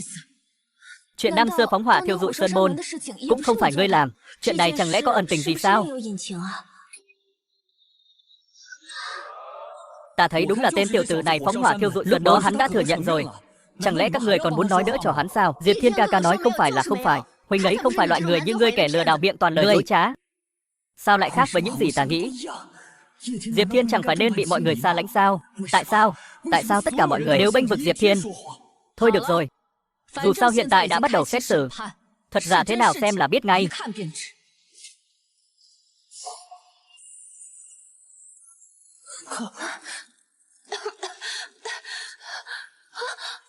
Chuyện gì thế này? Sao lại xảy ra hỏa hoạn lớn như vậy? Con cũng không biết. Xem mọi người có sao không đã. Sư phụ, hiện tại lửa còn nhỏ, lập tức gọi người đến dập lửa. Đây chính là bảo khố của Thanh Vân Tông chúng ta. Xảy ra hỏa hoạn, không biết sẽ tổn thất bao nhiêu. Sư phụ.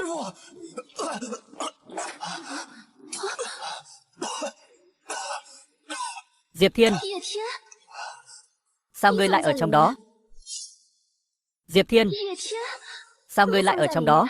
Nhị sư tỷ, lửa bên trong thật sự quá lớn, ta chỉ cứu được chừng này thôi. Ngươi làm gì ở trong đó? Ngươi đã làm gì? Sư huynh Diệp Thiên, chẳng lẽ là huynh phóng hỏa đốt kho báu của chúng ta sao? Không phải ta, không phải ta. Không phải ngươi thì còn ai nữa?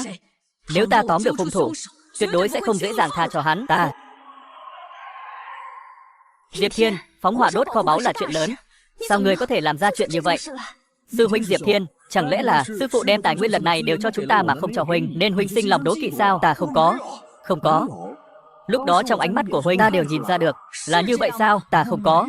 Diệp Thiên sư huynh, huynh muốn tài nguyên, có thể nói với chúng ta mà. Sao phải phóng hỏa đốt kho báu chứ? Như vậy mọi người đều không có tài nguyên nữa. Sư phụ, người tin con, thật sự không phải con. Ngươi ở bên trong, ngươi chắc chắn đã thấy ai đốt. Chỉ cần ngươi chịu nói ra hắn, bản tôn sẽ tha cho ngươi.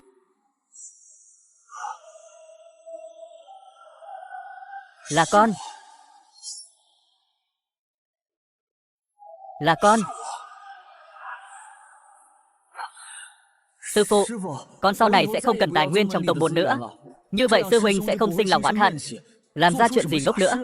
Diệp Thiên, tại sao ngươi lại làm vậy? Ngươi có biết, những tài nguyên này là hy vọng thăng cấp của sư đệ. Ngươi có phải muốn hủy hoại hy vọng của tất cả mọi người mới chịu dừng tay? Đại sư tỷ, ta không cố ý.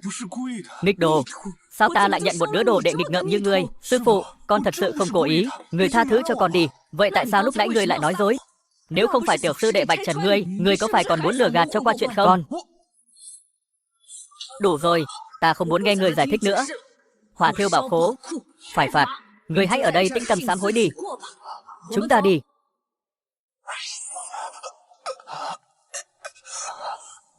Nhị sư tỷ, nhị sư tỷ.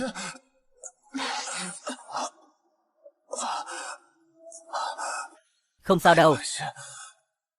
Nhị sư tỷ da mỏng thịt mềm, không chịu đổi hình phạt. Ta đã quen bị phạt rồi. Ta không đau.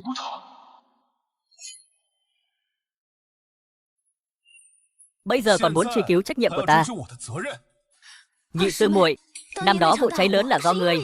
Lúc đó ta vừa luyện đan xong, định bỏ vào bảo khố, không ngờ nó lại đột nhiên phát nổ. Ta cũng không nghĩ tới lửa lại lớn đến vậy. Vậy sao trước đây ngươi không nói? Ta thấy sư phụ nổi giận lớn như vậy, nhất thời sợ hãi, cho nên ngươi để Diệp Thiên gánh tội thay.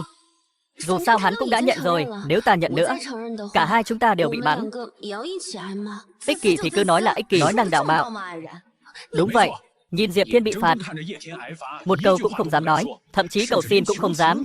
Ta thấy không phải Diệp Thiên nên bị xét xử, mà là các ngươi. Chẳng lẽ bao nhiêu năm qua, thật sự là ta sai rồi sao? Thật sự là ta có lỗi với Diệp Thiên sao? Mỗi người tự xưng là tiên môn thượng lưu, ta thấy các người thực ra làm việc nào việc nấy đều hạ lưu. Tại sao? Tại sao đến bây giờ tất cả mọi người đều đứng về phía Diệp Thiên? Rõ ràng ta mới là người được vạn chúng chú mục. Ta muốn có được tất cả tài nguyên của Thanh Vân Tông, Thanh Vân Chi Thượng. Không được, ta không cam tâm. Từ lúc bắt đầu, ta nói gì làm gì đều là lỗi của ta. Là cô, Liễu Như Yên nào cũng chỉ biết đổ lỗi lên đầu ta. Đó là do người tự chuốc lấy. Nếu không phải lúc trước ngươi khắp nơi nhằm vào Chí Phong, bản tôn sẽ đối xử với ngươi như vậy sao? Nhằm vào. Rốt cuộc là ta nhằm vào hắn hay là hắn nhằm vào ta? Bao nhiêu năm nay, ta khi nào chủ động trêu chọc hắn? Ngươi đến bây giờ vẫn chưa biết hối cải. Hôm nay vừa hay, ta sẽ cho mọi người thấy, ngươi rốt cuộc là một kẻ ích kỷ, không biết hối cải. Đừng. Chí Phong, tại sao ngươi lại cản sư phụ? Sư phụ, hay là thôi đi, chuyện của Thanh Vân Tông chúng ta, về nhà từ từ nói, đừng để người khác xem trò cười. Ta thấy là ngươi không dám. Không dám để người khác biết những năm qua ngươi đã làm sai điều gì. Không dám để người khác biết bộ mặt thật của ngươi. Diệp Thiên, ngươi còn dám hắt nước bẩn lên người sư đệ ngươi. Không được, không thể tiếp tục như vậy. Nếu bị họ phát hiện những chuyện ta đã làm, phải làm sao? Sư đệ, đừng chấp nhặt với hắn. Diệp Thiên, chuyện trước đây là chúng ta có chỗ làm không đúng, nhưng mà ngươi cũng không nên đổ hết tội lỗi lên đầu chúng ta. Đổ tội. Các người chắc chắn như vậy. Bao nhiêu năm qua, hắn không hề có lỗi lầm gì sao? Đúng, tất cả là lỗi của ta. Là ta làm sai. Sư huynh mới nhắm vào ta. Chúng ta về rồi nói. Đừng để người ngoài xem trò cười. Sư đệ, đệ quá mềm lòng rồi. Hắn ức hiếp đệ như vậy, đệ còn nói đỡ cho hắn. Không sao, chỉ cần Diệp Thiên sư huynh có thể về tông môn với chúng ta, ở cùng chúng ta, huynh ấy nói gì ta cũng được. Ôi chao, trà thơm ngào ngạt thật. Ôi ôi, nói gì ta cũng được. Diệp Thiên, ngươi đừng có không biết điều. Cho dù trước đây chúng ta có chút có lỗi với ngươi, nhưng những năm qua ngươi đã làm bao nhiêu tổn thương sư đệ. Sư đệ bây giờ đã không so đo với người nữa, ngươi lại còn để mặt bằng hữu của ngươi ở đây đảo lộn trắng đen. Ta không biết điều sao? Ta đảo lộn trắng đen sao? Hôm nay ta sẽ cho các người thấy bộ mặt thật của hắn. Nghịch đồ, nghịch đồ. Diệp Thiên, sư đệ đã nói vậy rồi, ngươi mau dừng xét xử lại, cùng chúng ta trở về đi. Muộn rồi, hôm nay nhất định phải để hắn chịu xét xử.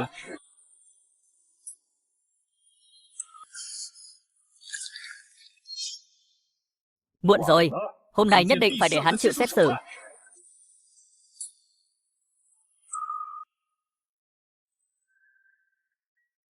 Sư phụ, hôm nay sao lại thịnh soạn thế ạ? Hôm nay vừa tròn 1 năm, con vào sư môn. Ta bảo Diệp Thiên làm một bàn đồ ăn ngon, chúng ta cùng nhau ăn mừng. Đúng là nên ăn mừng. Sư phụ, hôm nay cũng là con. Hôm nay là ngày tốt lành. Con có nguyện vọng gì, cứ nói với sư phụ. Đúng vậy, các sư huynh sư tỷ của ngươi nhiều như vậy, ước nhiều điều ước vào, sư tỷ sẽ giúp ngươi thực hiện. Cảm ơn đại sư tỷ, phải đó. Bất kể ngươi muốn linh khí gì, thần dược gì, sư tỷ sẽ tìm cách kiếm cho ngươi. Cảm ơn nhị sư tỷ.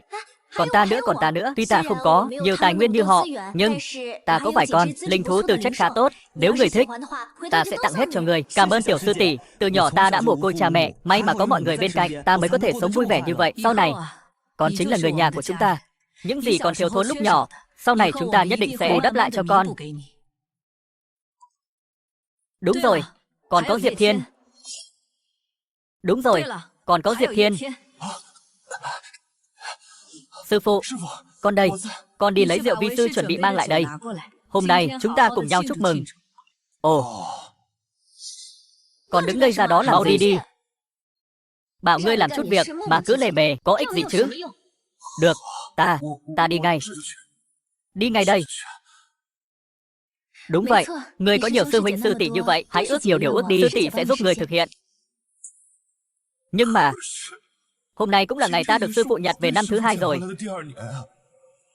Sư phụ có phải quên rồi không?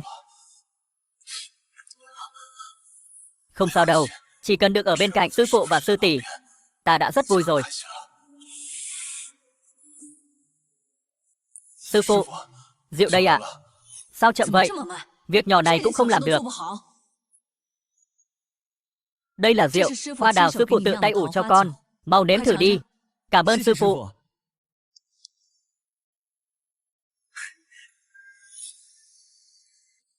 Ta nhớ hôm nay, hình như cũng là của Diệp Thiên. Diệp Thiên sư huynh, cảm ơn huynh những năm qua đã quan tâm đến đệ, kính huynh một ly.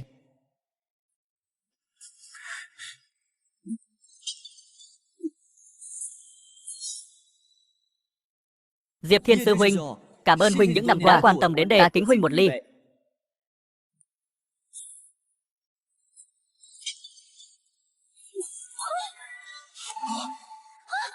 Sư đệ, người không sao chứ?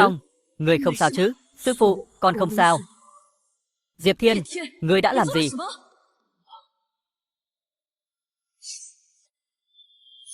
Diệp Thiên, người thật nhẫn tâm. Người vậy mà dám đối với sư đệ hạ độc. Sao lại thế này? Diệp Thiên, người cứ thấy khó chịu. Chúng ta đối với sư đệ tốt sao?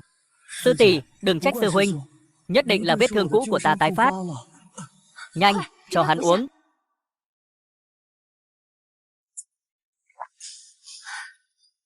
Diệp Thiên, ta thật sự nhìn lầm ngươi. Không ngờ ngươi lại đố kỵ như vậy. Sư phụ, còn không có. Hắn đây, ngươi còn chối cãi. Nghịch đồ, hôm nay ta sẽ dạy dỗ ngươi.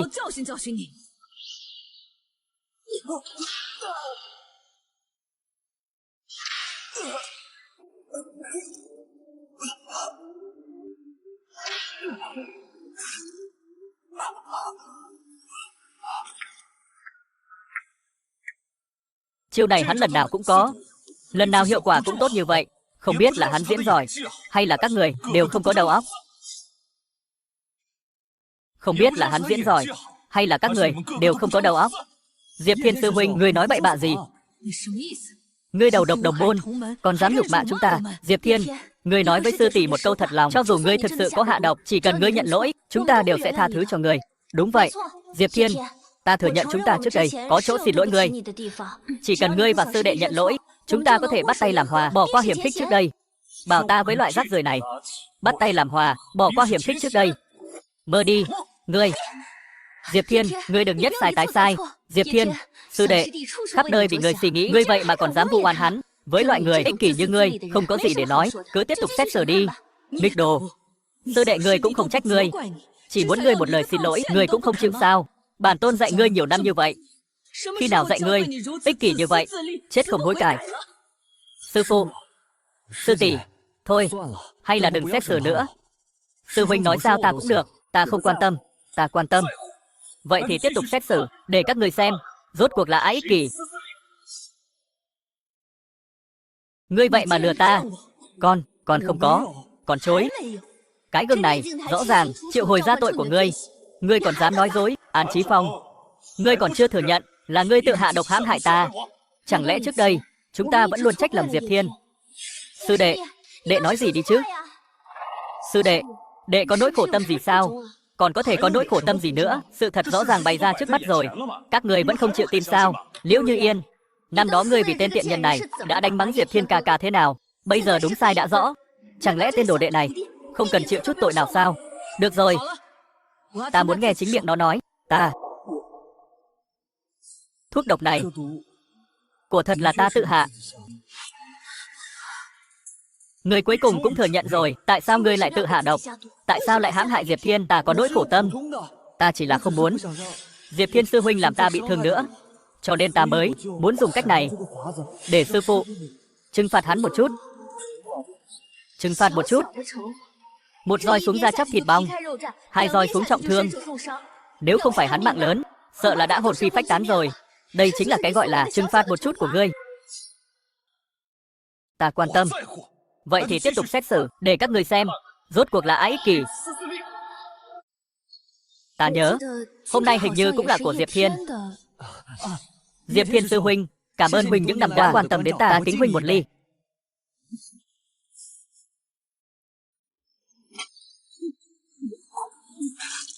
Nghịch đồ, hôm nay ta sẽ dạy dỗ ngươi một bài học. Sư phụ, đừng đánh nữa. Con tin sư huynh không phải cố ý. Đánh nữa, sư huynh sẽ không chịu nổi. Ẩn oán đồng môn, chẳng lẽ ta không nên dạy dỗ hắn một chút sao? Diệp Thiên, người hãy nhận lỗi với sư phụ đi. Sư phụ, con không có. Sư phụ, đừng trách sư huynh. Chắc là sư huynh không muốn thấy mọi người chúc mừng con. Thôi thì sau này con sẽ không tổ chức nữa. Hôm nay ta nhất định phải dạy dỗ hắn. Nghịch đồ, hôm nay ta sẽ đánh chết ngươi. Nghịch đồ, sao có thể như vậy? Vậy lúc trước ngươi nói Diệp Thiên hạ độc vào nhân sâm quả cũng là giả sao? Lời ngươi nói rốt cuộc có gì là thật? Tiểu sư đệ, thật sự là đệ làm sao? Sư tỷ, các người phải tin ta. Ngươi còn muốn ta tin người thế nào nữa? Bao nhiêu năm qua, lời nào của ngươi ta cũng tin. Cuối cùng đổi lại được gì? Chẳng lẽ ta thật sự sai rồi sao? Bây giờ các ngươi còn gì để nói? Diệp Thiên vì Thanh Vân Tông mà trả giá tất cả, lại nhận được kết quả này sao? Diệp Thiên sư huynh, trước đó là chúng ta sai. Ta thấy đại hội thẩm phán này không cần tiếp tục nữa. Đúng vậy Diệp Thiên, cùng chúng ta trở về đi. Trước đây chúng ta nợ ngươi đều sẽ bù đắp lại. Không phải. Các ngươi xin lỗi hắn làm gì? Nếu không phải hắn ngày ngày bắt nạt tiểu sư đệ, chắc cũng sẽ không đến mức này. Ta bắt nạt người trước. An Chí Phong, người nói rõ xem, ta khi nào bắt nạt người? Vừa đúng lúc đại hội thẩm phán này, thẩm phán cho rõ ràng. Ta Diệp Thiên, sư phụ thừa nhận trước đây có chút thiên vị. Chỉ cần con đồng ý quay về, sau này ta nhất định công bằng công chính đối đãi với các con. Người nghĩ hay thật. Muốn hắn đi thì hắn đi, muốn hắn về thì hắn về. Người xem Diệp Thiên ca ca là cái gì? Đúng vậy. Hiện tại Thiên Hàm Tông chúng ta đã trở thành tông môn thứ 5, vượt qua Thanh Vân Tông chỉ là chuyện sớm muộn. Dựa vào cái gì mà phải về với ngươi? Ta đang nói chuyện với Diệp Thiên. Các ngươi là cái thá gì? Bọn họ mới là người nhà của ta. Thanh Vân Tông các ngươi là cái thá gì? Ngươi, bao nhiêu năm qua, bọn họ hãm hại ta bao nhiêu lần, vu oan ta bao nhiêu lần, xử phạt ta bao nhiêu lần. Còn ngươi, lại bao nhiêu lần đứng về phía bọn họ, thẩm phạt ta, phán xét ta. Trước đây là sư phụ bị che mắt. Chỉ cần ngươi muốn, bản tọa có thể xin lỗi ngươi. Bây giờ ta muốn ngươi xin lỗi còn có tác dụng gì nữa? Phiên tòa đã kết thúc rồi. Chúng ta đi. Diệp Thiên, sư phụ đã hạ mình xin lỗi ngươi. Ngươi còn muốn thế nào? Thanh Vân Tông che chở ngươi bao nhiêu năm, chẳng lẽ ngươi không chút tình nghĩa nào sao? Che chở? Bao nhiêu năm qua, Thanh Vân Tông các ngươi che chở ta cái gì? Che chở? Bao nhiêu năm qua, Thanh Vân Tông các ngươi che chở ta cái gì? Cái này, cái mà các ngươi gọi là che chở, chẳng lẽ là những thứ chúng ta đang nhìn thấy sao? Diệp Thiên ca ca rời khỏi sự bảo vệ của Thanh Vân Môn rồi thì mới phát hiện bên ngoài hoàn toàn không có mưa. Nói nhảm với bọn họ làm gì? Chúng ta đi. Diệp Thiên. Còn nữa, Ta bây giờ đã là Thiên Hàm Tông tông chủ. Từ nay, với Thanh Vân Tông các người, ân đoạn nghĩa tuyệt. Nhất định phải tuyệt tình như vậy sao? Đúng, ta vô tình, ta lạnh lùng. Ta với Thanh Vân Tông các người, từ nay ân đoạn nghĩa tuyệt. Sau này, hy vọng Thanh Vân Tông các người vĩnh viễn đừng xuất hiện trước mặt ta. Diệp Thiên.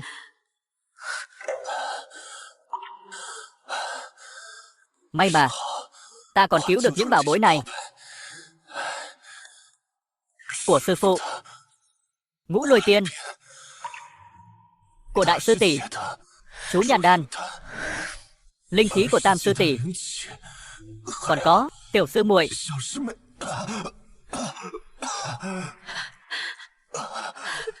Sư phụ, con đau quá.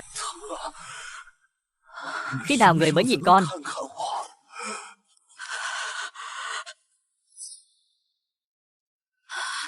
Sư phụ, người không sao chứ? Là ta sai rồi. Là ta bấy nhiêu năm qua chưa từng nhìn nhận sự cống hiến của Diệp Thiên. Giờ hắn không thể quay lại nữa rồi. Là ta sai rồi. Ta cứ nghĩ hắn luôn bị mắng cũng chẳng sao, nhưng lại bỏ qua. Sự uất ức trong lòng hắn, giờ nói những điều này đã quá muộn rồi. Liễu Như Yên, đại hội xét xử hôm nay còn tiếp tục không? Còn tiếp tục cái gì nữa? Diệp Thiên họ nói đúng. Người đáng bị xét xử không phải Diệp Thiên, mà là các người. Ta đi thôi. Ta thấy tiếp theo cũng chẳng có gì hay để xem. Phiên xét xử này kết thúc. Danh tiếng của Thanh Vân Tông các người sắp sửa truyền khắp Cửu Châu đại lục rồi đấy. Đi. Sư phụ, vậy bây giờ Diệp Thiên phải làm sao? Chỉ cần Diệp Thiên bằng lòng quay về, ta bằng lòng đem toàn bộ tài nguyên của Thanh Vân Tông đều tặng cho hắn. Cho dù hắn muốn chức vị tông chủ của Thanh Vân Tông, ta cũng bằng lòng cho hắn. Cái gì? Ngươi còn muốn nói gì nữa? Bao nhiêu năm qua, người vu khống Diệp Thiên bao nhiêu lần, lại lừa gạt ta bao nhiêu lần. Những món nợ này, đợi về Thanh Vân Tông rồi tính sổ với ngươi. Chúng ta đi thôi. Không được, cứ tiếp tục thế này, ta sẽ chẳng được gì cả. Những tài nguyên đó, nếu các người không cho ta, vậy thì ta tự lấy. Thông báo Bát Đại Ma Tông, ngày mai tấn công Thanh Vân Tông. Chuyện hôm nay phải điều tra cho rõ ràng. An Chí Phong, những năm qua ngươi đã làm gì? Ngươi mau nói đi. Ngươi luôn nói Diệp Thiên ức hiếp ngươi, chẳng lẽ đều là giả? Những năm qua, chẳng lẽ chúng ta chưa đủ tốt với ngươi sao? Tại sao ngươi lại làm vậy? Ngươi có biết chính vì ngươi Tam sư đệ mới rời khỏi tông môn. Ngươi cười cái gì? Bây giờ lại nói là lỗi của ta. Lúc trước các ngươi đối xử với Diệp Thiên thế nào, đã quên hết rồi sao? Cho dù ta không có ở đây, có các ngươi ở đây, Diệp Thiên ở tông môn này cũng không thể ở lại. Ngươi nói vậy là có ý gì? Có ý gì? Liễu Như Yên, ngươi đối với Diệp Thiên khắc nghiệt ra sao? Ngươi tự mình không biết sao? Bao nhiêu năm qua, cả tông môn đều hút máu Diệp Thiên. Các ngươi có nửa phần quan tâm đến hắn sao? Còn ngươi, đại sư tỷ, ngươi một bộ lòng dạ Bồ Tát. Bao nhiêu năm qua, ngươi lấy của Diệp Thiên bao nhiêu tài nguyên, hại hắn bao nhiêu lần, ngươi không tự biết sao? Còn ngươi Lâm Tuyết, ngươi luôn một bộ lạnh lùng vô tình, chưa từng cho hắn nửa phần sắc mặt tốt đẹp, một bộ dạng cao cao tại thượng. Bây giờ mới nghĩ đến việc đòi công bằng cho hắn. Ta thấy các ngươi đều nên xuống địa ngục mà hối hận. An Chí Phong, ngươi có ý gì? Những năm qua ta đối xử với ngươi không tệ chứ? Ta có bạc đãi ngươi không? Ta có khinh thường ngươi không? Ngươi lại báo đáp chúng ta như vậy sao? Đúng vậy, nếu không phải ngươi giở trò, chúng ta sao có thể hiểu lầm sư Diệp Thiên sư huynh sâu sắc như vậy? Ngươi còn nói ngươi không sai sao? Ta sai. Ta thấy người sai lầm nhất chính là ngươi. Cố Nhiễm Nhiễm, ngươi là người Diệp Thiên yêu thương nhất. Những năm qua ngươi là người làm tổn thương huynh ấy sâu sắc nhất. Trong mắt ngươi, Diệp Thiên sợ rằng còn không bằng kẻ vô dụng. Linh sủng của ngươi còn có địa vị cao hơn huynh ấy. Bây giờ ngươi giả vờ cái gì? Tức chết ta rồi. Tức chết ta rồi. Đồ nghịch đồ. Nghịch đồ. An Chí Phong, bao nhiêu năm qua, chúng ta mới nhìn rõ bộ mặt thật của ngươi. Ta sai rồi. Ta không nên nghe lời ngươi, đồ nghiệp chướng. Mỗi lần bỏ qua Diệp Thiên là ta có lỗi với sư Diệp Thiên sư huynh. Nếu sư Diệp Thiên sư huynh bằng lòng quay về, kêu ta làm gì ta cũng bằng lòng. Muộn rồi. Các ngươi hãy xuống địa ngục mà hối hận đi. Từ hôm nay, trên đời này không còn Thanh Vân Tông nữa. An Chí Phong, ngươi nói vậy là có ý gì? Sư tôn, không xong rồi. 8 đại ma tôn đã bao vây Thanh Vân Tông. Rất nhiều đệ tử chúng ta đã bị bắt. Thanh Vân Tông đã thất thủ. Cái này, ngươi dám cấu kết với Ma Tông? Ngươi muốn chết sao? Ta thấy kẻ đến chết là các ngươi. Ma Tôn đã ở ngoài cửa. Ta khuyên các ngươi mau quỳ xuống đầu hàng. Có lẽ ta sẽ tha cho các ngươi một mạng. An Chí Phong, ta thật sự đã nhìn lầm ngươi. Không ngờ, ngươi lại tàn ác đến như vậy. An Chí Phong, bao nhiêu năm qua, Thanh Vân Tông đối xử với người không tệ. Ngươi lại ân đền oán trả. Ân gì chứ? Các ngươi chẳng qua chỉ cho ta vài món tài nguyên mà thôi. Còn muốn ta báo đáp sao? Ta hợp tác với Ma Tôn. Toàn bộ Thanh Vân Tông đều là của ta. Được. 10 năm qua, ta lại dạy ra một tên nghiệt đồ như ngươi. 10 năm thời gian, cho dù là nuôi một con chó cũng đã thân thiết rồi. Ngươi lại dám phản bội Thanh Vân Tông, phản bội sư phụ. An Chí Phong, bao nhiêu năm qua, chúng ta thật sự đã nhìn lầm ngươi. Bây giờ nói đã muộn. Ma Tôn đã ở ngoài cửa chờ rồi. Các người đều sẽ trở thành lễ vật ta dâng lên cho Ma Tôn. Cung nghênh Ma Tôn.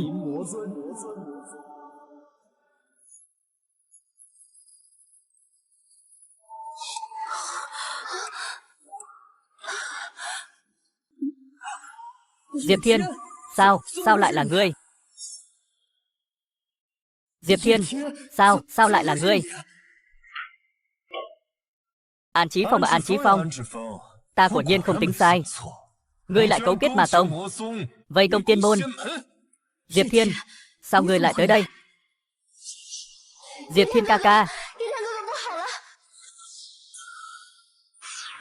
có chuyện gì vậy? Ta vừa nhận được tin, An Chí Phong đã phản bội. Hắn dẫn theo 8 đại ma tông vây công Thanh Vân Sơn. Bây giờ, Thanh Vân Tông sợ là không trụ được bao lâu nữa. Cái gì?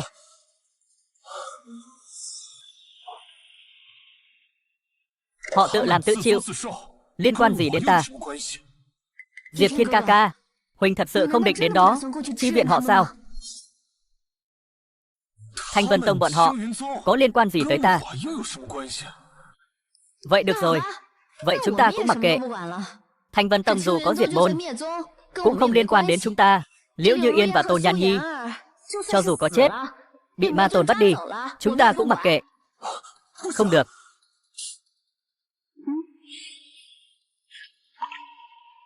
Tông chủ, Thiên Hàm Tông đã tập hợp xong, mọi lúc chờ đợi sự sắp xếp của ngài.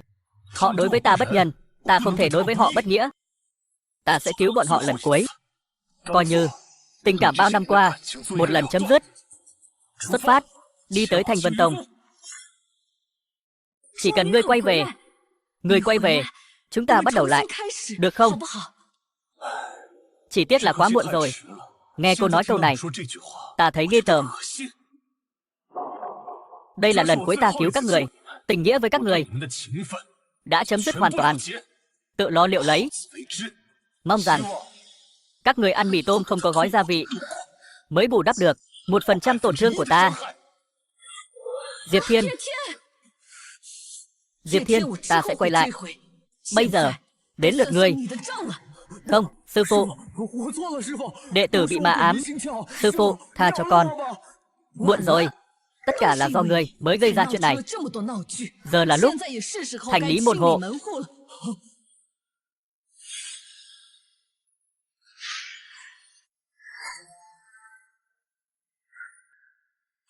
Không. Thiên Hàm Tông đã bắt được Ma Tông. Vãn Tình đang xử lý tàn dư. An Chí Phong, kế hoạch của ngươi thất bại rồi. Không thể nào. Ta lên kế hoạch bấy lâu, sao có thể thất bại? Diệp Thiên, lại là ngươi cứu chúng ta. Sư huynh, bây giờ huynh ấy sợ là không muốn gặp chúng ta. Diệp Thiên, ngươi lại phá hỏng chuyện của ta. Tìm chết. Cẩn thận.